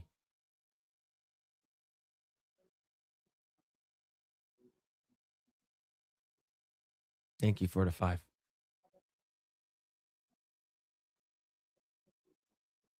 Or suddenly. I don't know. I don't know. I don't know, man. Thank you for the 5. Mitchell Fields with the 5. I asked AI why Fuda jokes are so funny on Project Eggroll. It answered because wherever the Fuda goes, it fills. Chat, can we ban Mitchell Fields? Can we just ban him already? Thank you for the 5. Thank you. That's crazy. A Cap staring at his daughter, knowing she's gonna be written to emasculate him when she gets old enough to be a girl boss. I mean, probably. Did you hear that? That there's a fan theory that that Steve Rogers is Star-Lord's grandfather. It's the first time hearing of it. So there's I guess it's like a rumor, a fan theory, right? Where it's like he basically went back in time, and Marvel, they typically have like the same actors play like a relative and stuff like that. Like they have like Yeah. the same character, and it's not by accident. So according to what I heard, there what's it called again? I believe it was like Star-Lord's mom ended up meeting with like someone that's close to like Steve Rogers or stuff like that, and they lived in the same city, they're close by the same city and stuff. So they're saying that like they're thinking that it could be a thing where like they're related by bloodline. I don't know. I don't think that's true. Yeah, I We've don't already think seen so either. Star-Lord's Grae. We already seen Star-Lord's grandfather in the movies. Yeah, we did. So that's the reason why it's sort of weird. People are like, "Yeah, did you think about this?" I'm like, I think you guys are just pulling Yeah. shit out of a hat, thinking that the shit's funny. Yeah, it's just like you guys are like the thing is a lot of people are like making shit up. Yeah, for sure. Yeah. All right. Now, since we're still on the topic of Avengers, MCU. Yeah. MCU stuff, right? Do you think that we do know that Wolverine, Tobey Maguire, Tom Holland, Spider-Man, Ryan Reynolds are going to be in there, right? In Secret Wars. Now, do you remember is this one of the scenes in Deadpool Wolverine where Deadpool points at like one of the cameras or the TV television and he's like, "Is that Thor crying?" Remember that? Yeah, kinda. I think that's going to happen in Secret Wars. Okay. Yeah.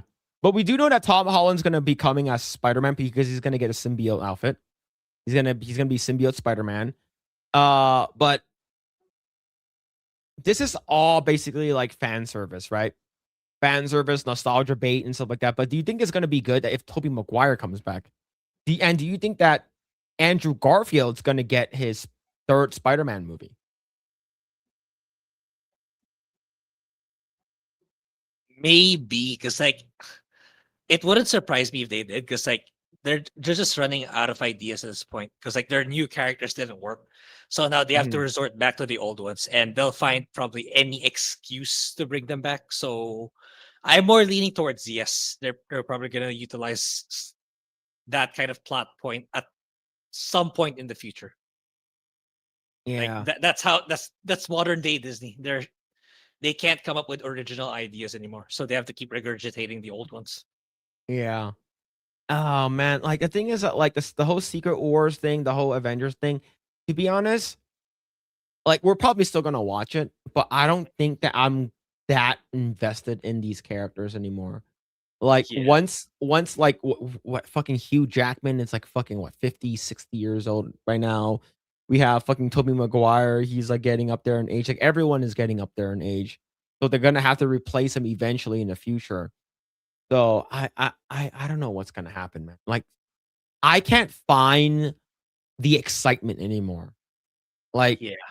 the last time that I was legit excited for a Marvel movie was like Infinity War Endgame. Like I think that Deadpool was fun. I think Deadpool was great. But after thinking about Deadpool now, do you think that Deadpool was a good movie? Which one? The trilogy, the first one, second one? The Deadpool Wolverine. Did you think Deadpool Wolverine was a good movie? If they didn't have any of the nostalgia characters, right? Because they, of course, Yeah. it's all nostalgia, right? They brought them all. It's like that's what the movie is. But because Kada did not like this movie, if you because like in the beginning it was fun, but like now that you think about it, you think about the story and everything. Like, did you think that it was a good movie?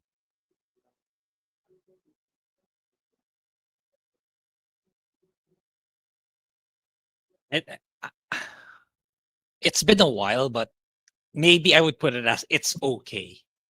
Mhm. But it's not like, oh my god, this is really, really good. It's like looking back. Maybe I had a better reception back then when it just came out, but now it's all right, I suppose. It's okay. Generally good, compare at least especially compared to all the other Disney Marvel slop. So yeah. Mhm. Yeah. Yeah, I think overall, like, yeah, so someone said in the chat, right? It's just that it was a good movie because it gave us what we wanted. I think the nostalgia worked. Nostalgia gave a very good, like, oh, we got Blade, we got Gambit, we got Elektra, we got Fantastic, we got what's it called again? Johnny Storm, Fantastic Four with Chris Evans. I think overall it was a fun movie. But like, I think that if you didn't have the nostalgia, I wonder if people will still agree that I think overall it was a fun movie to watch. I would still give it like an 8 out of 10. I think it's a fun movie, but I think without the nostalgia trip, I think people wouldn't have cared too much about it, right? So when Yeah, people yeah. like, I for think instance, so. like a person that never really watched the old Blade movies, the Channing Tatum, all that kind of stuff, like they have no ties into that. Like they'll still like it, but it won't give them as big as a boner if you did watch it. So, but yeah, but for me, like I'm not really caring about what's coming out from the MCU and stuff like that. I think overall, like, yeah, I'm still gonna watch it. It's probably gonna be cool, and most of it, they sort of like they wet the bed in terms of like getting me excited. Like for me, like I'm not, I don't have like an MCU boner ever since Endgame. After the Endgame, like I can't come anymore. It's all done. But like some of the stuff from like Spider-Man was pretty good. Like I think No Way Home was good. Did you watch? You didn't watch No Way Home, did you? Not yet, not yet.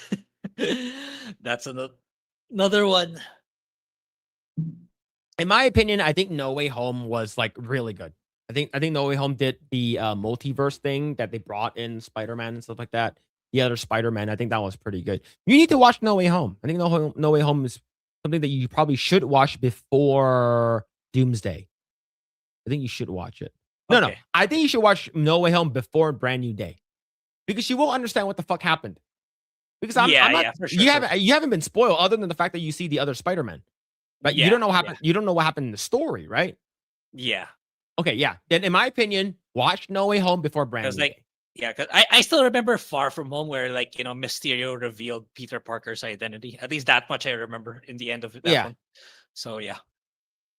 Yeah. In my opinion, just go and watch it. But yeah, for me, I hope it's good. Yeah, Willem Dafoe's character movie. Oh, absolutely. He was so good. He was so fucking good. Oh man. So I found something on X and I'll bring it up. But you guys need to calm down, okay? I know there wasn't any Coom cast this week. I know I was spending time with family. But sometimes when you scroll through X, you see something nice. All right. Hey, see, here it is. Hey, she's pretty cute. Pretty cute, right? Is she cosplay? Or is that just a regular outfit? I think that's just a regular outfit. Oh, okay. Yeah. I think that's just a regular outfit. But yeah. You owe us? I owe you jack shit. I owe you jack shit. Mad Frog with the 499. Phil tried to play Arkham City for Beard's request. He finished it with one hand because of Harley Quinn. Clussy tax. Thank you, Mad Frog. There's no Clussy tax here. There's none of that here. There's no Clussy or no Clussy tax. I don't know what you're talking about. You're making stuff up. But thank you for the 499. Thank you. Out shopping for clothes. Yeah, that's a Fuda. That's a trap. That's a trap. No, it's not. I wouldn't think so. All right. So you're saying that if you go out drink, okay. Grae, would you go out drinking with her?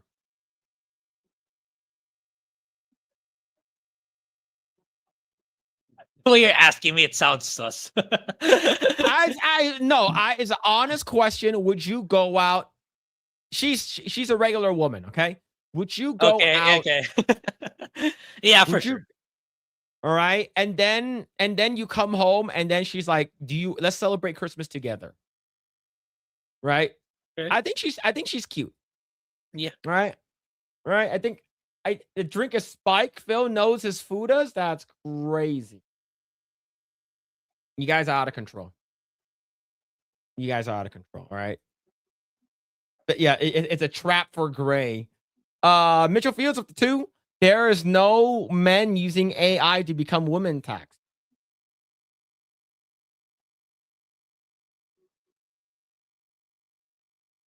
That's crazy. Thank you, Mitchell Fields, for the 2. Thank you. Would Phil date Nina Lynn or Blair White? We know the answer, Chad. Why are you even asking me this question? Nobody. Thank you so much for the rate, man. Thank you. Hope you had a great stream, brother. Hope you had a great stream. Nobody. It didn't pop up for me. Yeah, I saw it in the YouTube live chat. Yeah. But thank you. So yeah, Calvatenio, you know it. I know it. Everyone knows it. We all know the answer to this.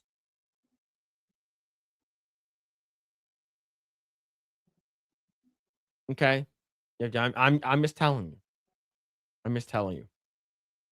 Blair before or after the alien face surgeries? I'm not going to answer that question. But we are going to be talking about Nina Lynn. So Grae, have you been, up to date with the whole Nina Lynn thing? That one I know. Yeah. Twitch being Twitch. I wasn't surprised and I kind of knew that was going to happen. So, yeah. Yeah. Twitch so never changes. Yeah, so I'll go ahead and bring this up really quick. All right. So I was wrong. I thought that Nina Lynn was going to be banned indefinitely because if you actually go to Nina Lynn's account, compare it to a person that was temporarily suspended or banned indefinitely, like Dr. Disrespect or Ice Poseidon. It says account is it basically tracks, right? I think this person was banned indefinitely and it was manually reinstated because of Dan Clancy having some kind of like yellow fever or some shit like that, which is fucking cringe. Now, I'm not saying yellow fever is cringe, but I'm saying that Dan Clancy and the moderation team needs to be looked at by people at Amazon. It's because you're purposefully, knowingly, and allowing a person that sexually assaulted two people live on stream twice. You guys are condoning this type of behavior. You guys are okay and you guys support this type of behavior. The reason this person was banned off of Twitch to begin with wasn't because of that. It was because of the stealing from Target, correct? Yeah. I think that was the original reason, right? Mm-hmm. So now, of course, we do have Asmongold, good old Asmongold. Shout out to Asmongold. He accuses Twitch of bias after unbanning Nina Lin again. So this is crazy, right? I think Nina Lin was banned for about 3 weeks. Yeah. It's a good amount of time. Yeah. Right? So Asmongold has accused Twitch of treating black male streamers more harshly than other groups when enforcing bans following the platform's decision to unban Nina Lin. The comments were made during a boxing stream as Asmongold reacted to Twitch removing its suspension in Lin's channel. The exact cause of Nina Lin's most recent ban, her third in 2025, was not confirmed by Twitch, but widely believed that she was accused of stealing from Target on stream. Another streamer, Rakai, was banned for apparently stealing from a store while live after he gave flowers to a woman without paying for them. Asmongold argued after her unbanning that moderation decisions on the platform are inconsistent, suggesting that black male creators are punished more severely for comparable offenses. And I have been watching Asmongold sort of talk about this when he was live. I'll have him on while I'm working or something like that. And he did say that they were banned for the exact same reasons. Stealing from a store, right? And they were banned around roughly the same time. And if Nina Lin gets unbanned prior to Rakai, then Twitch moderation is racist towards black people. And as of writing this, I believe Rakai is still banned, if I'm not mistaken. So I believe he's still banned for for illegal activities, but it's not for 2 years. So I believe he's banned for a while, right? So according to what I heard, he was basically banned for about 2 years, if I'm not mistaken. So what are your thoughts on this before we move forward on what are your thoughts on him being banned and stuff like that? Yeah, it's not surprising anymore. If we're talking about Nina Lin, right?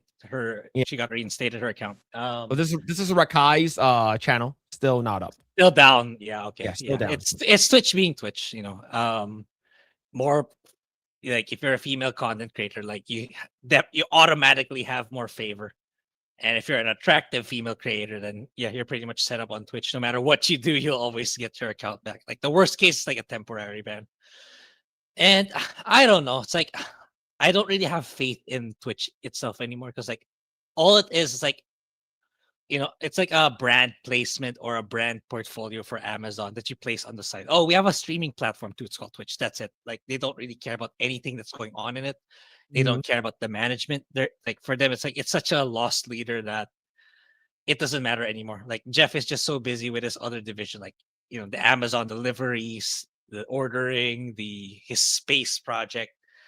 Like Twitch is so irrelevant to him. Like it's just there for vanity. So Twitch is more like a vanity project at this point.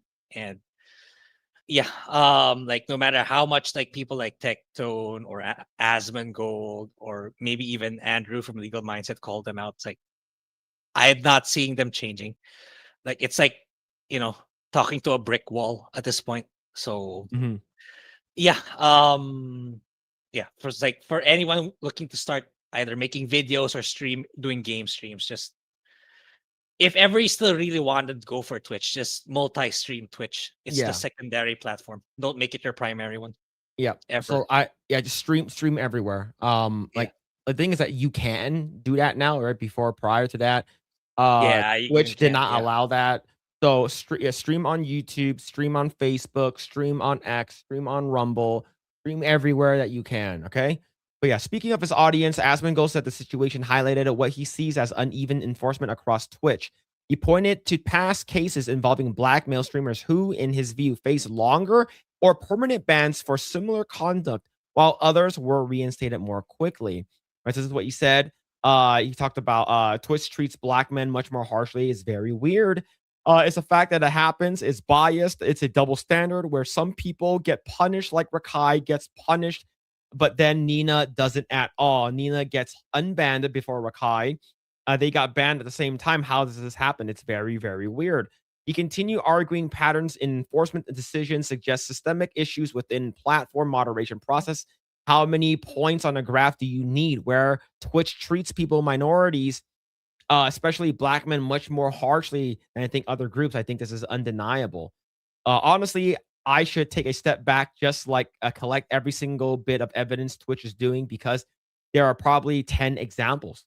Twitch has not publicly commented on Lynn's unban. The company typically cites privacy and safety reasons when declining to discuss individual enforcements while in action. However, Lynn went live on Boxing Day and showed a receipt in which she claimed was for the day that she supposed the supposed death, showing in fact the paid items was that she was accused of basically stealing.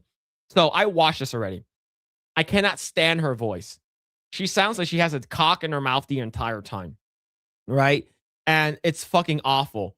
But I do want to bring up a video. It's because this video is actually quite interesting. So I'll bring it up here. This is Asmongold's clip channel. If you guys don't know, this is Asmongold's clip channel. You get what you fucking deserve right up here. It's about 2 minutes long. I want to watch the entire thing with you guys. Okay, I think this is pretty important to watch, is because this actually shows a lot.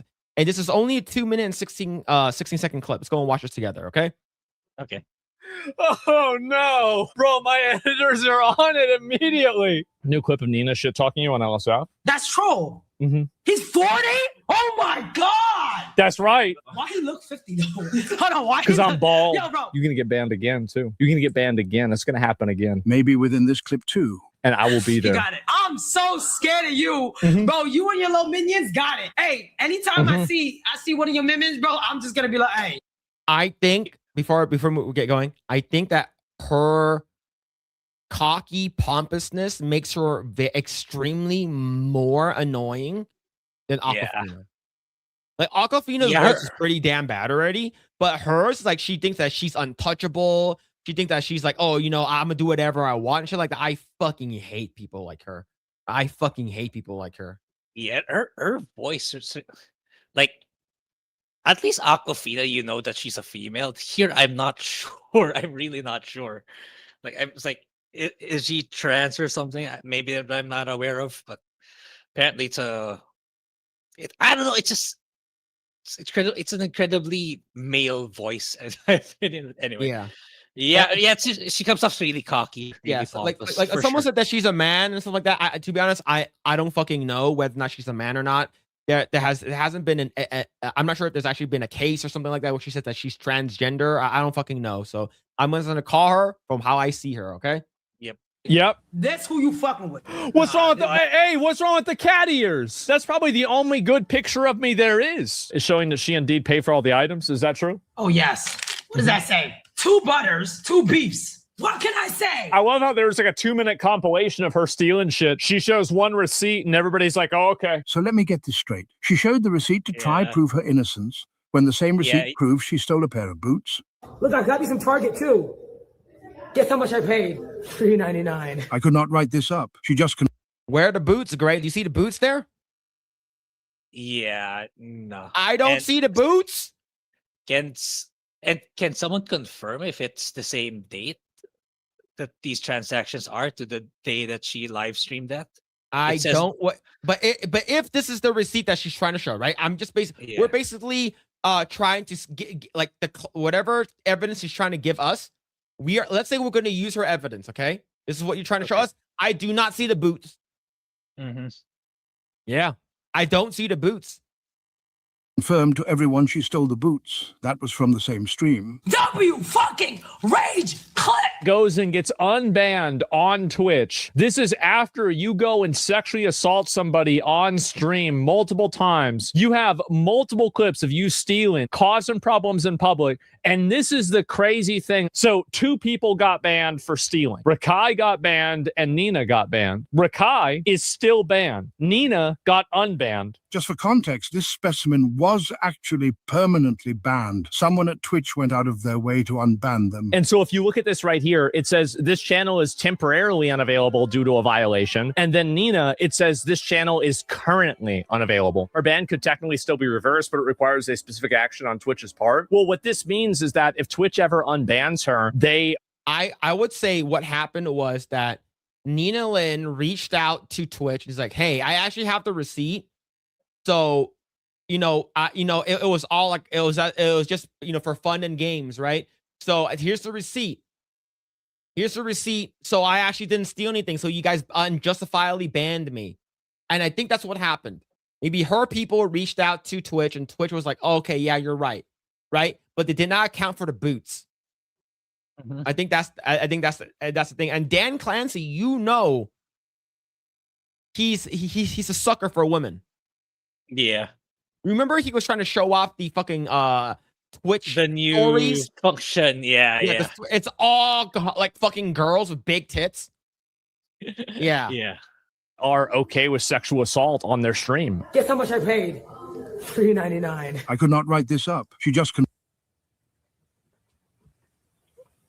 There it is. He got caught. She just confirmed to everyone she stole the boots. That was from the same stream. God. Oh, no. Bro, my editors are on it immediately. Oh, my God. Bro, how do my editors already have this? This is insane. Yep. So, yeah, this is the type of people that Twitch is allowing on their platform, okay? You can literally go and sexually assault someone and you will not get in trouble for it on Twitch. Unless you're anyone else other than being a woman. Right? So, because if someone like, Asmongold, Tectone, or any of these like big content creators that are male who go out and then they will get confrontational with other people and start yelling at them and sexually assault some people. And here's the thing, this is on the heels of Emeru being sexually assaulted live in one of their venues for TwitchCon. Yeah, TwitchCon. Yeah, exactly. So if you're thinking about this, how is this okay, right? Because that guy was banned for 30 days. The guy that did the sexual assault towards Emeru versus a person that you prominently keep posting up, keep fucking promoting to everyone, and you unban this person knowing that they sexually assaulted 2 different people. And one of the person that they sexually assaulted was Toast. Also, previously known as Disguised Toast. He's a very big content creator himself. And he literally said, I felt very, very uncomfortable with this incident. And they banned Nina Lynn or suspended her for like a day or 2 just for that? Are you kidding me? Like, I don't fucking get Twitch moderations and stuff like that. It's fucking cringe. And I just think that, overall, I don't think anything bad's going to happen to these people. Right? Yeah. So Nina has previously apologized for interaction with Disguised Toast and said assistant to FaZe Silky, which is claimed that we're sexually assaulted. Yeah. So, yeah, apologize and stuff like that. Yeah, no. This person will do this type of shit again. This person will continue doing this type of shit. And eventually they will hurt someone or something bad's going to, something's going to really, really bad's going to happen to them. Right. Yeah. And the reason why the people don't do anything about it, especially when she gets confrontational, is because she's a woman. Right? So all it takes is one time for you to fuck around and find out. right? It's because like she's, if you think about it, she's sort of a nuisance streamer as well. Not as bad and the exact same thing as like someone like Johnny Johnny Somali or Somali, yeah. Vitali, right? Yeah. Like not anything close to that, but she's a controversial person herself, and she would go out of her way to do shit like this. And I feel like in the future, like something terrible is going to happen to her that might potentially end up getting her banned from something like this, right? And the thing that she like, you think that she's unsuspecting is because she's a woman, but when you hear her talk, she got like 3 dicks in her mouth and stuff like that, man. And I don't think any type of amount of cum or coding will fix that voice. So when someone asks, would I rather be with or go out or whatever, you know, which one is better? Which one I pick, Nina Lynn or Blair White? The answer, you guys already know it, is Blair White. Okay. I guarantee you I will have a better time just even talking to Blair White, have a dialogue and converse with Blair White. Plus, we have a lot of the same politics that we agree upon. We all love guns and stuff like that. This person, just because we're both Asian, I disavow this person. This person is awful. And if this person would ever go to China, this person will probably be shamed no end.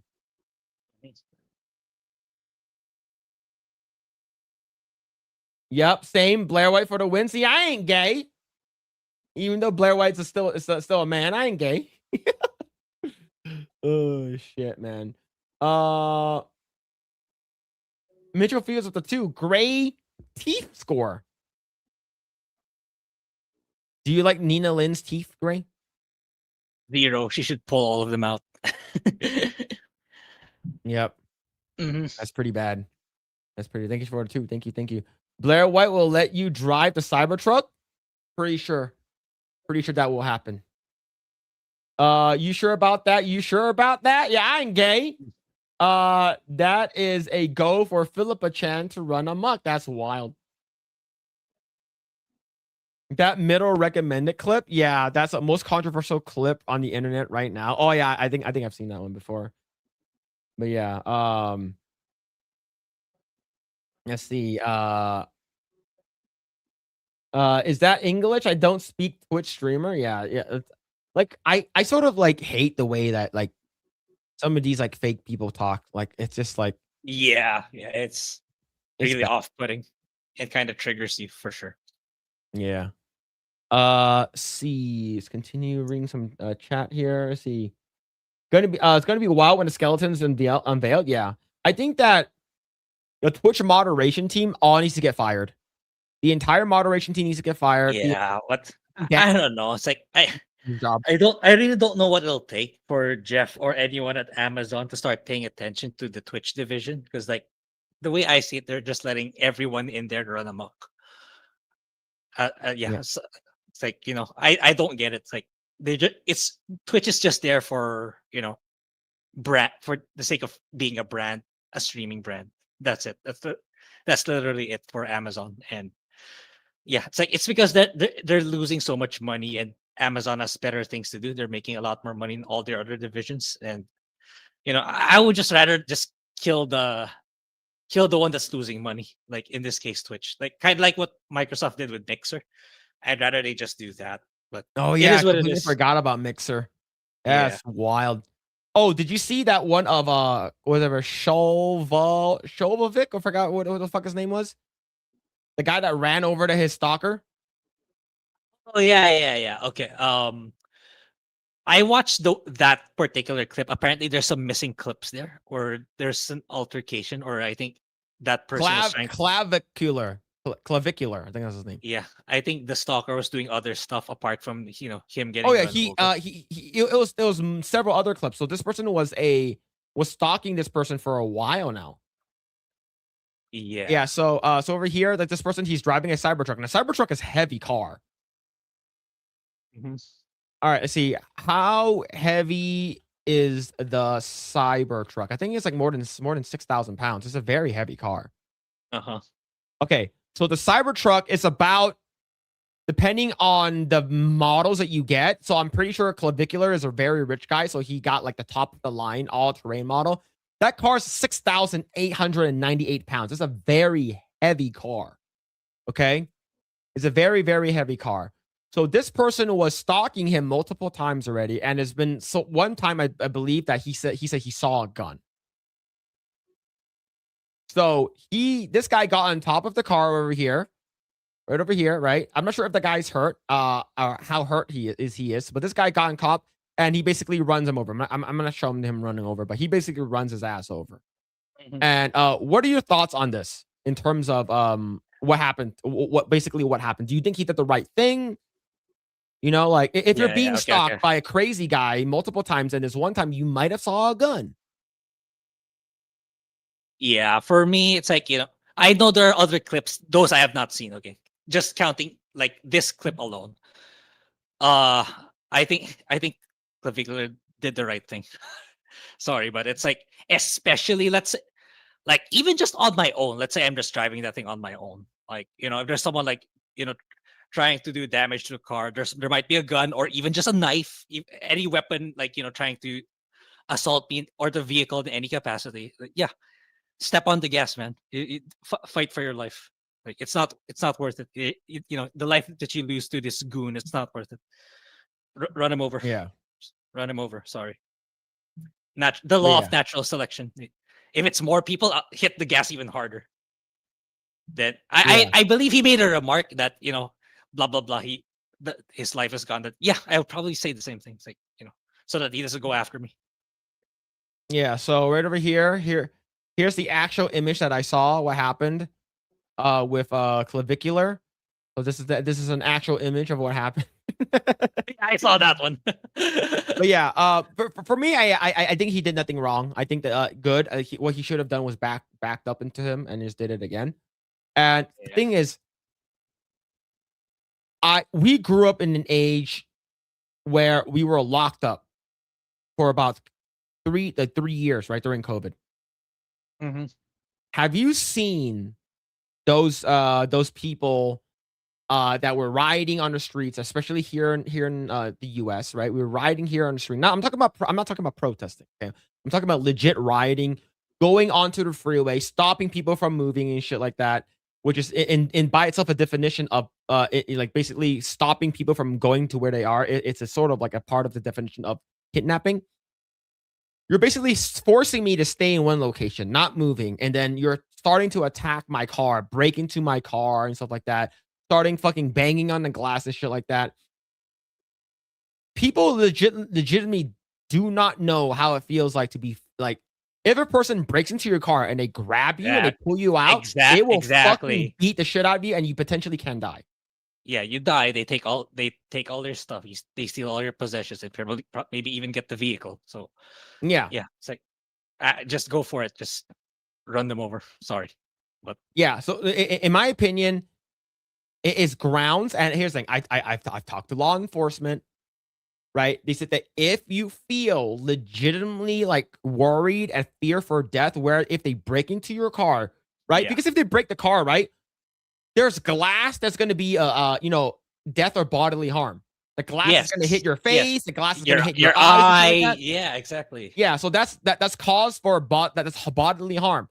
Yeah. The police officer said that if that case does happen, you have every right to run their motherfucking ass over. Yep. Right? And the thing is, if you have a gun, you're legally allowed to carry a gun. If someone does that to you because you fear for your life, you can shoot. That's according to law enforcement, from what I was told. Okay? Now, according to how the court will see it, that's completely different. And that's the reason why y'all need to have cameras installed in your vehicles. So I know that the Teslas comes pre-equipped with cameras everywhere. Okay, there's like 7 cameras in the car, right? I believe there's total. I believe 6 or 7 in a car. If you guys don't buy one, they're like $50, and you could install it in your car, right? they call it, I think like Remax, or I forgot what's it called. I forgot. I have one on my truck, like my actual. I have a Ridgeline, and I have one installed. I installed it myself. Always have a dash cam on your car, right? Phil's not giving legal advice. I'm not giving legal advice. I'm telling you what the cop told me, what I can do here in California. Okay, follow your own state laws and stuff like that. I'm not giving you any legal advice. It's just what I'm telling you. I'm at the camp where even if, let's say, there's some legal repercussions for you doing that, at least you're alive and safe. It's like that's how I feel. It's like, yeah, there's probably some legal hurdles you have to go through, but at least you're alive and you're well. Rather than what if that person succeeded? You got mugged. You potentially could have died. You lost your possessions. I'd rather be in that legal situation than be potentially dead. So that's how I see it. Okay, so of course there's a saying called it's better to be judged by 12 people in jury than to be carried in a casket by 6 guys. All right. So the thing is, like, especially during BLM and stuff like that, there were so many people that were afraid of. Do you remember how many people started attacking Teslas because of the whole Elon Musk situation too? Yeah. It's gonna be fucking crazy, man. Mitchell Fields with the 5. Shit, if you guys ever see me in real life, I'm just going to make you play Skyrim. Don't run me over. Hey, I've played Skyrim multiple Mitchell times. Fields like, open up. You play Skyrim yet? Skyrim. You played Skyrim? Open up. Yeah, it's gonna be like, oh, you guys are crazy. All right. But yeah, man.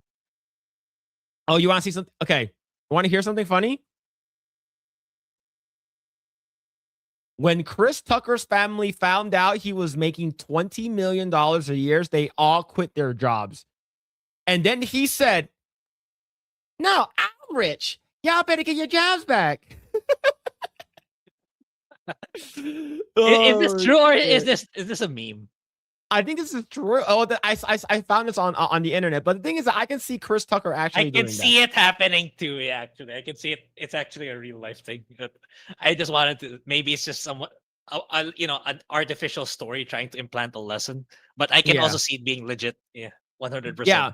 So like this whole, but going back to the clavicular thing, like he was banned off of Kick because he streams on Kick. He was banned. But yeah, man. So look at this guy. Okay. Here's what I like. If I'm gonna, that's the guy that's stalking him. That, like, I wouldn't record it, and I wouldn't. If I do, I is actually live. No, it's not. I won't say it's a matrix. Go ahead, Grae. It's like, if that's it, probably I would have kept my mouth shut, and if I wanted to say something, I would have not recorded it. That's it. Just so less implications, rather. Oh yeah, that's what I would do. Yeah. Like, and basically, he said that like a lot of people are like, but like they're human too and stuff like that. Why would you do that? I was like, bitch. It's like if someone were to try to like take fucking climb onto my car, I have my wife and my son with me in the car. Yes, exactly. It's done. And the thing is that the Tesla cars are heavy. They are very, very heavy. They're bottom heavy because the battery's on the bottom. That thing itself is like a 3,000 pound, 2,000 pound just for the battery. Yeah. Let's see. Mad Frog with the 199 on a scale of 7 to 12. I'm excited for you for Ice Age 6.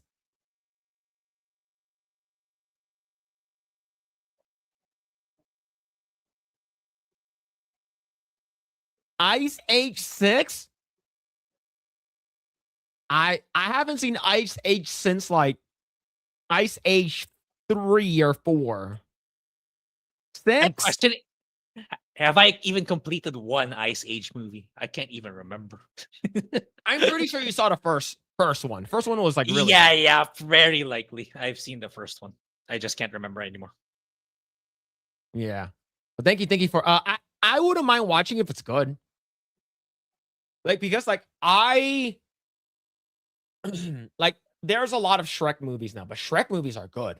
Like Oh man, Yeah, I'm curious to see what did they Puss like. in move Boots: the- The Last Wish was so good. Oh yeah, that That one. was That one's so really good. Holy shit, Yeah. man. Yeah, I'm excited to watch Ice. You're talking about the enforcement agency. You're talking about Are Ice. you talking about the Pokemon song? Yeah. I think I saw the first two. Yeah, I've watched like 3 of them. Aiming guns at camera is so sophomore high school. Yeah, it's like, what are you trying to be hard or something like that? It's like it's stupid. Like, especially like me, like getting like really into like firearms and stuff like that. Like it's that's what the fucking gay shit here. I need to close this shit out. I need to close this shit out. Fucking gay shit. But yeah, man. Yeah, I think Chris Tucker did say that though. I think Chris Tucker did say that. But yeah, man.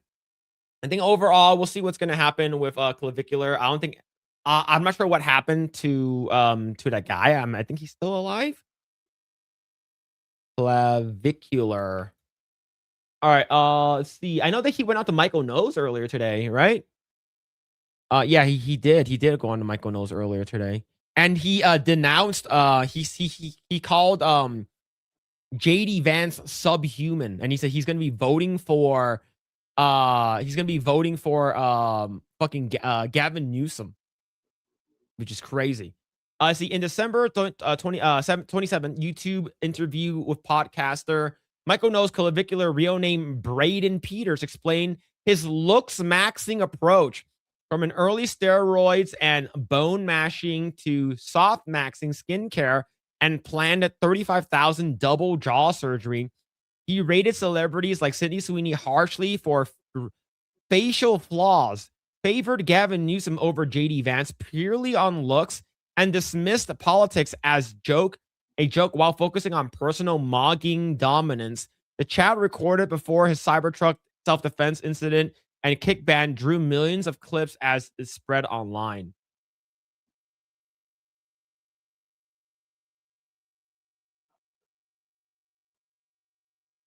So the reason why he's voting for Gavin Newsom is because he thinks Gavin Newsom looks better than JD Vance. Yeah. Do you remember what I said when people vote with their dicks and pussies? These are the people I'm talking about. Yeah. All right. Like these are the people I'm 100% talking about. They're like, oh, the reason why I'm going to vote for this person because they have a better jawline. And he said that Sydney Sweeney has harsh facial flaws. These are the people that, you know, looks maxing and like mogging is, Grae. People who like make their chins like super sharp and stuff like. Oh, okay. Yeah, it's pretty gay. This guy's gay. Yeah. Yeah. For anyone that's voting for Gavin Newsom, let me tell you something. Okay. And anyone that actually voting for Gavin Newsom, let me tell you something. Okay. In 2028, there's a high chance of him running for president. And this is probably the last thing that we're probably talking about tonight because I want to bring this up for people who live here in the United States. Grae, I would like to hear your thoughts on it as a person that doesn't live in the US. So, do you know the big beautiful bill from Yeah. Donald Trump? Yeah. There's a thing that he signed that he wants basically is no tax on tips, no tax on overtime, and no tax on Social Security. That's pretty good, right? Anyone could get behind that. So if you work more than 8 hours a day or 40 hours a week, no tax on that. If you make tip, no tax on that, unless it's cash. And if you're an old person, no tax on Social Security. That's a huge W for Trump. This is what California is doing. They said that they are not conforming to that. And since Trump can only do the no tax on all of those things on a federal level, right? That means as a nation, he can only do it on a federal level. Gavin Newsom and the Democrats here in California said that they will tax you on a state level instead. So it's a loophole, right? Because there's the federal, there's a federal, which is the national, and then the state, which is individual, right? Trump basically said no federal taxes for tips, no overtime and Social Security. Okay, got But it. Gavin got it. Newsom's like, we can still do it on a state level. So we're going to tax people a flat 5.65%. I believe that's the number on state taxes. So whether or not you think that you can get away with like Trump, like because Trump was trying to help people, right? He did this. He went to Nevada. He basically put this shit out, and people in several states, some of the blue states I know are not conforming, right? California is one of them. Colorado, Oregon, New York, whatever, and I know a couple of red states are also doing it. So that's one thing that that Gavin Newsom is basically going to be doing. Another thing is he doesn't want people to have be able to grow their own food in the backyard. What's That's the reasoning crazy, for right? that? Yeah, what's the reasoning for that? The reason why is because it said that they're worried about the vegetation that people might not be taking care of that might burn down because of the whole like Palisades and stuff like that, like the whole area in the rich area of like Malibu and stuff like that. The whole entire area got burned down. So they're saying that in the future he's gonna pass. It's already passed. It's Assembly bill, it's a Senate bill. It's already passed, right? So starting next year, he said that you guys won't be able. No, not next year. He's gonna give people 3 years to conform to it. So you cannot grow your own vegetables in your backyard anymore. If it's more than 5 by 5. If it's more than 5 feet by 5 feet, they're gonna have an inspector that's gonna go to your house, and if like they see that you're growing like a bunch of like fruits and vegetables in the backyard, if they see that shit, they will tell you to tear it down. Isn't that crazy? Yeah. Another one, last one. So this is for the gun people. Assembly bill, whatever, already passed, right? So I have a decent amount of guns, right? I have guns with me, and what was passed was any accessories that will make it easier for you to shoot faster and reload faster will be banned in California. That means that you cannot buy it's not banned. You just cannot ship it to your house anymore. In order for you to get it, you need to ship it to the FFL. And in order for you to do that, you have to submit the gun stores online all over America. And you will need to submit a form to the government saying that you are adhering to this, and there will be an extra tax for that. So a lot of gun companies, such as like Palmetto State Armory and what's like a Primary Arms and what's called an AIM Surplus, all of these big companies that can potentially send accessories to my house, now I have to go through FFL. They're like, that's too much work for us, and it'll charge us more. We're not going to do it anymore. We're not going to jump through multiple hoops. So starting January 1st, I won't be able to, if a barrel or a magwell or extended magazine release button, if for whatever reason any of that shit breaks, I cannot send that shit to my house, and I need to send it to an FFL, which is a federal firearms license. That's basically another word for gun store. These companies they don't want to deal with it, so they're not going to send it to us anymore. That's a bunch of bullshit that the California stuff have. And for people that are thinking about voting for Gavin Newsom, remember, during COVID, he went out to French Laundry to have a fine dining course with his family and friends, unmasked, no 6 feet social distancing. Okay, him and his entire family, same thing with Nancy Pelosi, basically went and did stuff because they had money to do it. Just remember, if you guys are planning on voting, make sure you have that shit in the back of your pocket, because this guy is not looking out for you. This guy is not looking out for you guys at all. If you're not going to vote for JD Vance either, do not just you can vote for whoever you want. Just don't vote, in my opinion. If you're voting for Gavin Newsom, you guys are voting against American interest. I'm just telling you guys that much. And I think what people are gonna blame him on more is the fires that happened and during COVID. But yeah, that's it. It's just like he's a piece of shit. And a lot of people will vote for him is because people find him more attractive. Yeah, I know that's the counter argument for him and him actually having a case, because like when you look at him, the photo ops, him with looking at his family, like for people who are not aware, who are not deep into politics, like looks like a decent guy. Okay, I'll vote for him. That's what he's banking on, and I think that's one of which actually I think is effective, because like that's a very effective tactic in the Philippines too.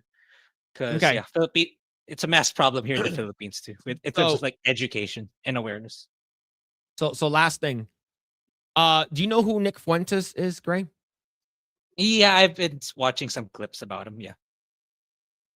So he has a group of people that follow him called the Groypers, right? Like I that I don't know. Okay. Okay, so basically people who don't like Israel and stuff like that. Like it's basically they're fucking cringe as fuck, and they're like legit like white supremacists, right? So these are his people. And it says, if these are my choices in 2028, I'll be voting for the guy with the white American family.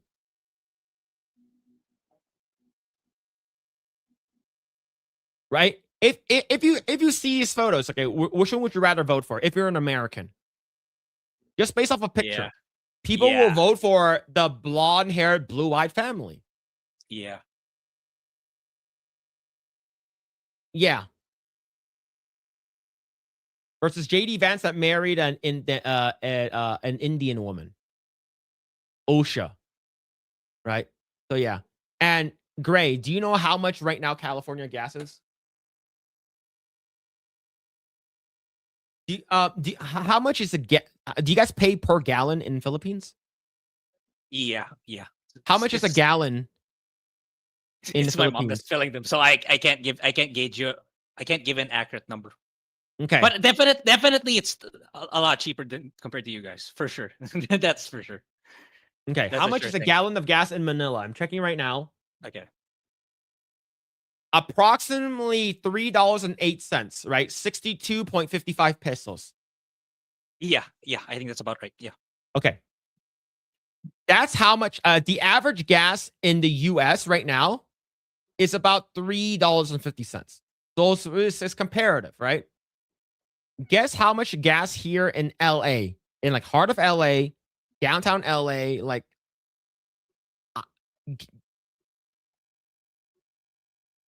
you want to take a guess?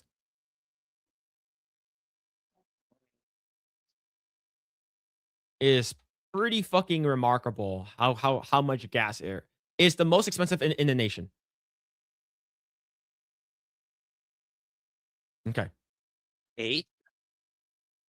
So the gas in California was $8 and like 60 something cents.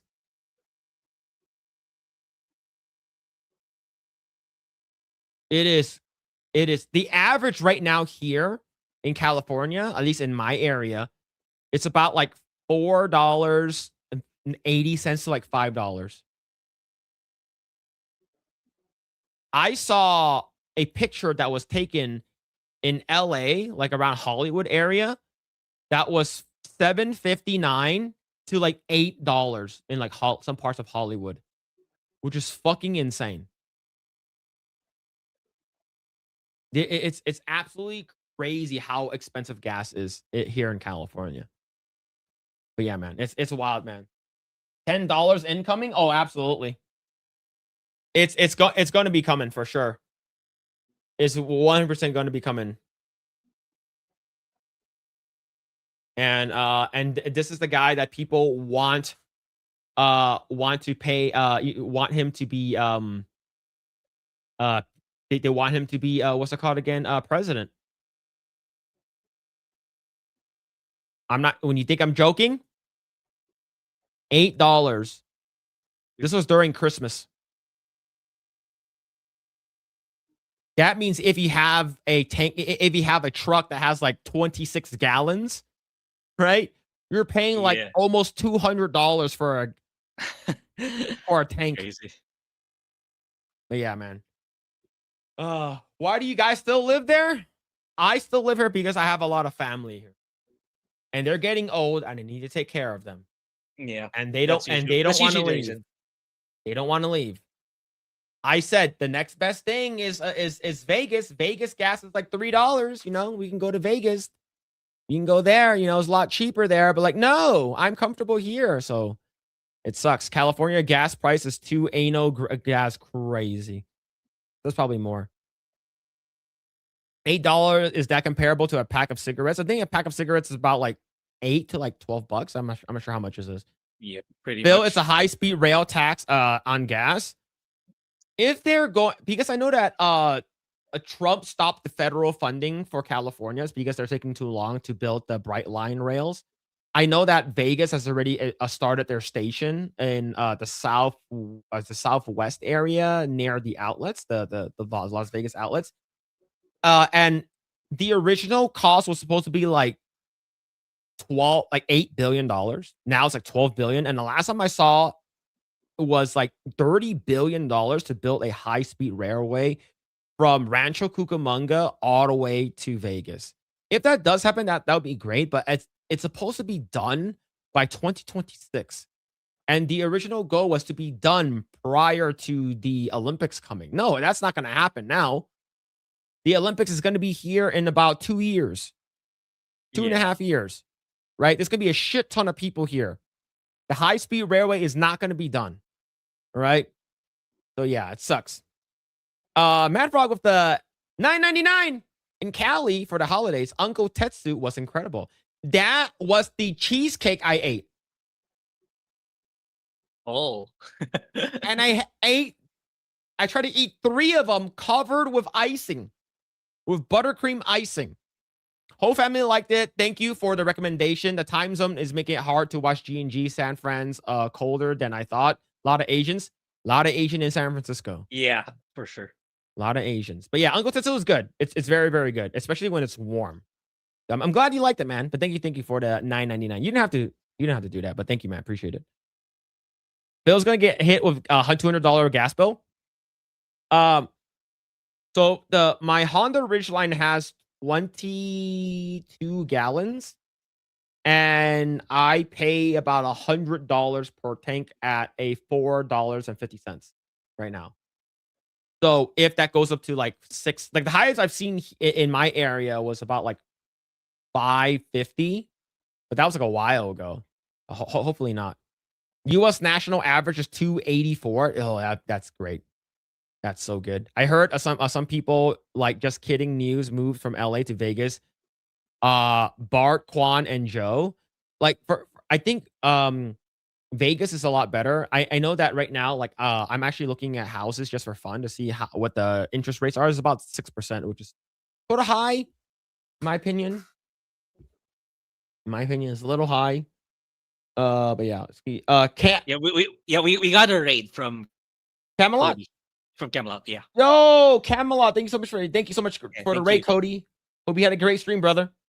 Thank you, man. Appreciate it. Hope you had a great stream, man. So yeah, Cam Ray, what's going on? Sean Games Drunk, what's happening, man? Come Ray to Fuda Chat. That's wild. I live in a blue state because of family too. My parents are getting old and I want to be near them. Yeah. So like if you have like older parents that are like what 70, 80 years old and stuff like that, they're gonna need people to take care of them. And if my wife and I can't do that, then it's like, and we move to Vegas, they're like a 4-hour drive. Yeah. That's too far in my opinion. But thank you for the 2 cute dudes. What the fuck? I'm not cute. Don't call me that. Just say 1 cute guy and 1 ugly guy. And the ugly guy is me. All right. Thank you. Yeah, we got rated. Thank you for the rate, Camelot. See, 4 hours isn't too bad. 4 hours is not bad, but if there's an in terms emergency, of emergency, it's not. Yeah. And if they're not driving anymore, am I gonna hire a driver for them? Like if they need any emergency, and it's gonna suck. It's gonna suck. It's As gonna of right now, yeah. I'm about like an hour from my in-laws right now. Like for me, like my mom, my dad, like they're close to my sister and my brothers, right? They're fine. But like my in-laws, they're about an hour away. My brother-in-law from my wife's side, he lives in Vegas. So if we all move to Vegas, like it'll be a lot easier, right? Grae's cuter than you. Thank you. Okay, thank you. I appreciate it. I appreciate it.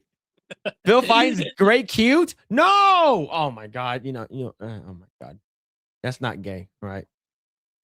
If Phil moves to Vegas, he would cover AVNs every year. What's an AVN? Grae, you Google it. If I was in Vegas, would you guys want me to go to AVN? My wife definitely wouldn't want me to go. Right? Definitely, my wife definitely does not want me to go into stuff like that. I would have thought this is like a daily thing, daily thing in Las Vegas. Anyway, okay. No, but they have the AVN awards, like the best blowjob. Awards? Yeah, best blowjob. What, Best from movies? For porn? Porno? Yeah. That's a lot. That's a lot to go through. That's a lot. That is a lot to go through. Yeah, it is. Vegas weather sucks. It's hot, right? It's just it's hot. I know Vegas weather sucks, but I work inside. I work at home, so it doesn't really bother me. Yeah, it's usually something aircon can fix anyway. Yeah. Yeah. But yeah, the AVG awards. Yep. Yeah. It's like best up and coming girl. Best female actor, best male actor. Best cum shots or something like that. Oh shit! And the winner goes to Claire Obscure Expedition 33. Yeah. I got into Vegas at 10 minutes after midnight, and once temperature was 110. Oh yeah, during the summer it's hot. Yeah, best anal scene. Yep, true. How does Bonnie Blue not sweep like Expedition 33? Didn't she get arrested? Really? What happened? What did she do? Bonnie Blue arrested. Okay. Okay, here it is. Let's go ahead and bring this up here. Adult content creator Bonnie Blue fined and blacklisted from Indonesia for 10 years after arrest. So she was doing bang bus, I believe, in Indonesia. I believe that's the thing. Bonnie She was Blue doing her usual rounds in Indonesia this time. Yeah. According to the Telegraph, former OnlyFans Rio named Tia Billinger and a member of her team, Liam Andrew Jackson, faced the Denpasar, is that how you say it? District Court on Friday, December 12th, for road rule violations related to her controversial bang bus. Grae, do you know what bang bus is? I would say maybe. So basically, it's typically not a bus, it's a van, right? It's basically like a very big van, and they drive around the city, and they're basically having sex in the back, and they film it. Okay. Yeah, so that's basically it, right? It's not anything crazy, right? She's not doing like she's not like fucking like 1,000 guys in the back of that fucking van, right? Yeah, yeah. So she's 26.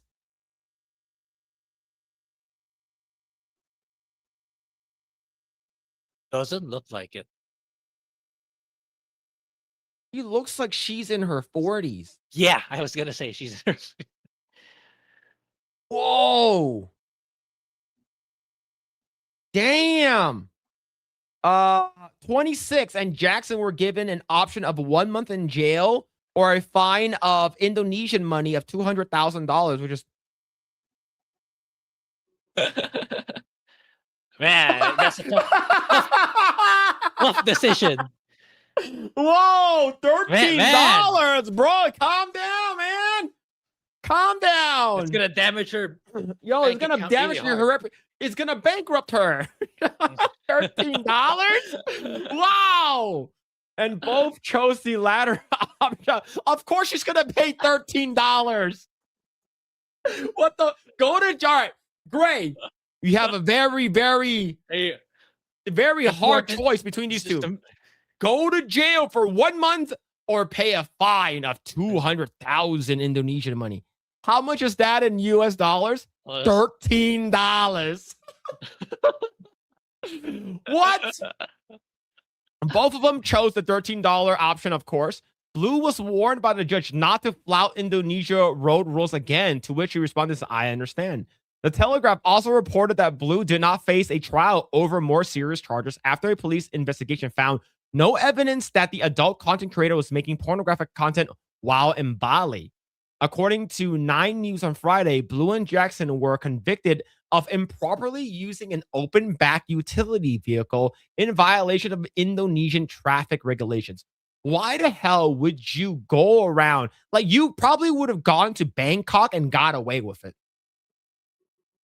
Right? You probably would have got away with it in Thailand, but why would you go to Indonesia? That's such a weird place to go to for this kind of stuff, right? Telegraph reported that Blue and her crew were ordered by immigration officials on Thursday to leave the country within 48 hours. Her lawyer, Edward Pankahila, said Blue was planning to reschedule her flight to leave the country on Friday night per the outlet.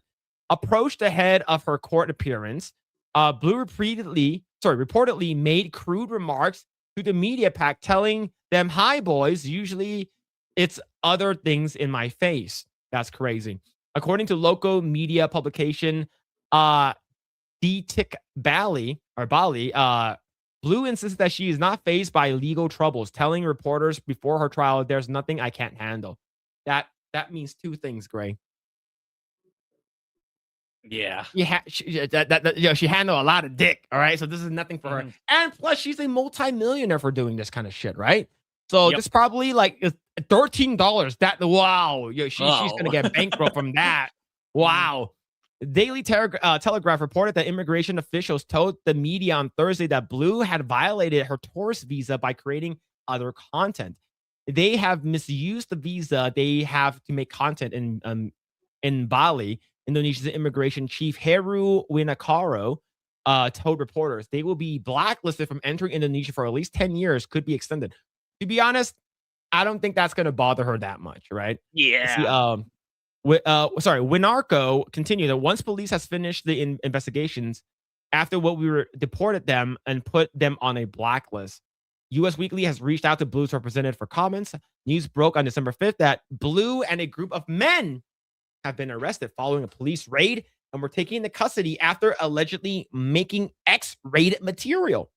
5 times OnlyFans star headlines. That's hospital. What? Annie Knights? Okay, I'll probably look that up offline. Badung police chief told Indonesian outlet Bali Express that the raid came after reports of an alleged pornographic video being created. Authorities allegedly proceeded to raid the vacation rental, which the outlet reported is a suspected location of creation of containing pornographic or immoral elements. We can confirm for now that they've been arrested at multiple charges that they've investigating her on. She is going to court on Friday. They still don't have any of their phones or passports and are still being interrogated daily. So this is back in when was this? December 12th, so about like 2 weeks ago. Oh, not that far. Yeah, not that Yeah, far. not that long ago. Let's see. Blue was in Bali for Schoolies, an event where recently graduated Australian teenagers let off steam to celebrate finishing their high school education. Prior to the event, Blue had been banned from Australia after announcing her plans to film content at a local Schoolies event. The country reportedly revoked her visa. She requested for barely legal 18-year-olds to film her content. I remember this one. And in news.com.au reported that in November 2024, Blue's visa was canceled on the ground that she was planning to violate her approved visa by working in Australia. That is crazy, man. But yeah,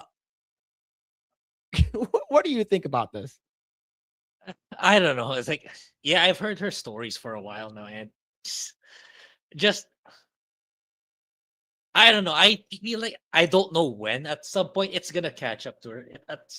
I don't know how. I don't know when, but it will happen. And when that time comes, I think I think the world will be better off for it. That's I can't be more specific because it's might be too violent or too specific. But yeah, I think karma will catch up at some point. I don't know how and what way, but that's how I feel about these kinds of people getting, clout and money and fame for all the wrong reasons. Yeah, that's pretty wild, man. But anyways, like controversial figure. She's one of the people who's like, oh, I'm gonna sleep with like a couple hundred men, and then she's like, I'm gonna move it now to 1,000. Mhm. And man, I heard that when the person tried to go clean that room, they almost They so almost close to vomited. throwing up. They almost Yeah, vomited just from the smell. Mel. Yeah, that's fucking gross, man. But anyways, she's 26. Looks it's like in her 40s. I would have thought I'm she was in her 11 40s. years older than her. Hey, man, this is what happens. Getting dicked by 1,000 men multiple times. Hey, maybe that's what happens, man. That's crazy stuff. Mitchell Fields with the 5. There was probably a study recently that 96% of women would rather go to jail than admit that they were wrong. She is that 4%. Yep. It depends on the jail. But it's $13. Yeah. Yeah, that's another thing. Yeah. This proved that Bonnie Blue is a man because there's a study that women would go to jail than to pay to admit to be wrong. Yeah, that is true. The only place is more puritanical than Indonesia is a blue state college campus. Yikes! But you're probably correct. Yeah, they let her off by finishing on her. That's crazy. Looks like she already caught up with her. She looks old. Yeah, she does. Second picture is better. Second picture is better. But like, yeah, but still, like she in this photo, older. She still doesn't look like she's 26. She looks like she's in her 30s here. Yeah. Lily Phillips was the one that the guy almost peeked the smell of the room. Look, they're both blonde girls that want to get banged by multiple, like fucking hundreds and thousands of dudes. You can. It's so easy to interchange them, honestly. Yeah. A woman will look at her and say she's empowered, but a woman who wants to just be a mother and her children have a husband to be ashamed of herself. Absolutely. Mm-hmm. Absolutely. Some women want to have as many in them as the Statue of Liberty. That's crazy. Honestly, I thought that she was 40. Yeah, you told me that she was 40. I would believe in you. Mm-hmm. Yeah, she's trying to create. Bonnie Blue's trying to create a new STD, Ebola AIDS. Yeah, the super AIDS. Probably, man. That's wild stuff, though. That's crazy. But all right. I think that's it. Yeah, I think we're caught up with everything. Yeah. All right. That's it for the stream. Yeah. Grae, what are you doing and where can people find you, man? What are you up to? Okay. Yeah. So my project ended yesterday, so I'll probably just rest for the rest of the year. Then yeah, I'm waiting on Code Vein 2. I don't know yet what I plan. Yeah, I'm just gonna go back to the rhythm of making YouTube videos. I still need to figure that out. Maybe I can do something before Code Vein 2. I'll see. And yeah, I'll be getting my new PC. Then that's probably what my focus will be next week, to configure everything, to install all the software I have missing and all the games and stuff like that, and making sure everything's in working order. Then yeah, I still need some figuring it out for probably next week. Then maybe I'll come up with something before Code Vein 2 comes out, because like that comes out in like January 30 of next year. Oh shit, I need to play Code Vein 1 then. I'll probably play it off stream. Yeah, it's like Is that a game good playing on stream or off stream? I think so, because like it's a Souls game, man. It's a Souls game. Because like the thing is that if I play it on stream, I don't think I'll beat it by the time Code Vein 2 comes out. I think you'll be fine. I think you'll be able to, because like because like you play Souls games better than I do, and the only one that you should watch out for, if you're not playing the DLC, the only one you should watch out for is like their equivalent of Ornstein and Smo, because like they have that equivalent. I took a long ass time to beat those. It's so to beat them, like I recommend like jacking up your fire and ice resistance. So Okay. that's the only fight I had. I really had that tough time. But I'll take a apart look from at it that, then. yeah, and yeah, it has it also has big booby characters. So I think Hell it's a yeah. good stream. Yeah. All right. Yeah, you guys can check out Grae stuff in the description down below. And you guys can check out my stuff at Mr. Phillip Chan, Mr. Phillip Chan #2 on YouTube. Go ahead and check that out. I haven't been streaming this week because I'm spending time with family. I might stream on Monday. No stream on Wednesday because of New Year's Eve. I might stream on Friday. We'll see. Well, I'll keep you guys up to date. But in terms of next weekend, we'll still be doing a Project Eggroll stream. But this is the last stream of the year. So Yeah. I want to give a big shout out to everyone that's been hanging out. Thank you so much for the raids from Nobody, Sevi, and of course Camelot. Thank you so much, Cody, for the raid, and shout out to everyone that's becoming a new subscriber. We definitely do appreciate each and every one of you guys.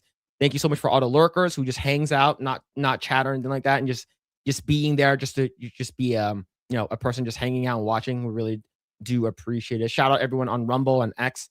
Thank you guys, really, really appreciate it. Without you guys, this channel will be nothing. And of course, without people that are supporting us and watching us, and people like Carlos Lima, Naruto the Seventh, Phil's cousin, Nobody, Hollow Ninja, Jesus Davila, Mitchell Fields, Thomas Blackfire, Justin Martins, Mad Frog. Thank you guys so much for all the donos tonight. Thank you guys. Another year in the bags. Here's to 2025. Next year will be 2026. Next time you see us, hopefully everyone has a fantastic New Year. Stay safe out there. And yeah, shout out to everyone on Rumble, everyone on X. Thank you guys so much. Really, really appreciate it. Yeah. We'll send you guys over to Yellow Flash. He's still alive, so go ahead and check that out. But thank you guys. Really appreciate it.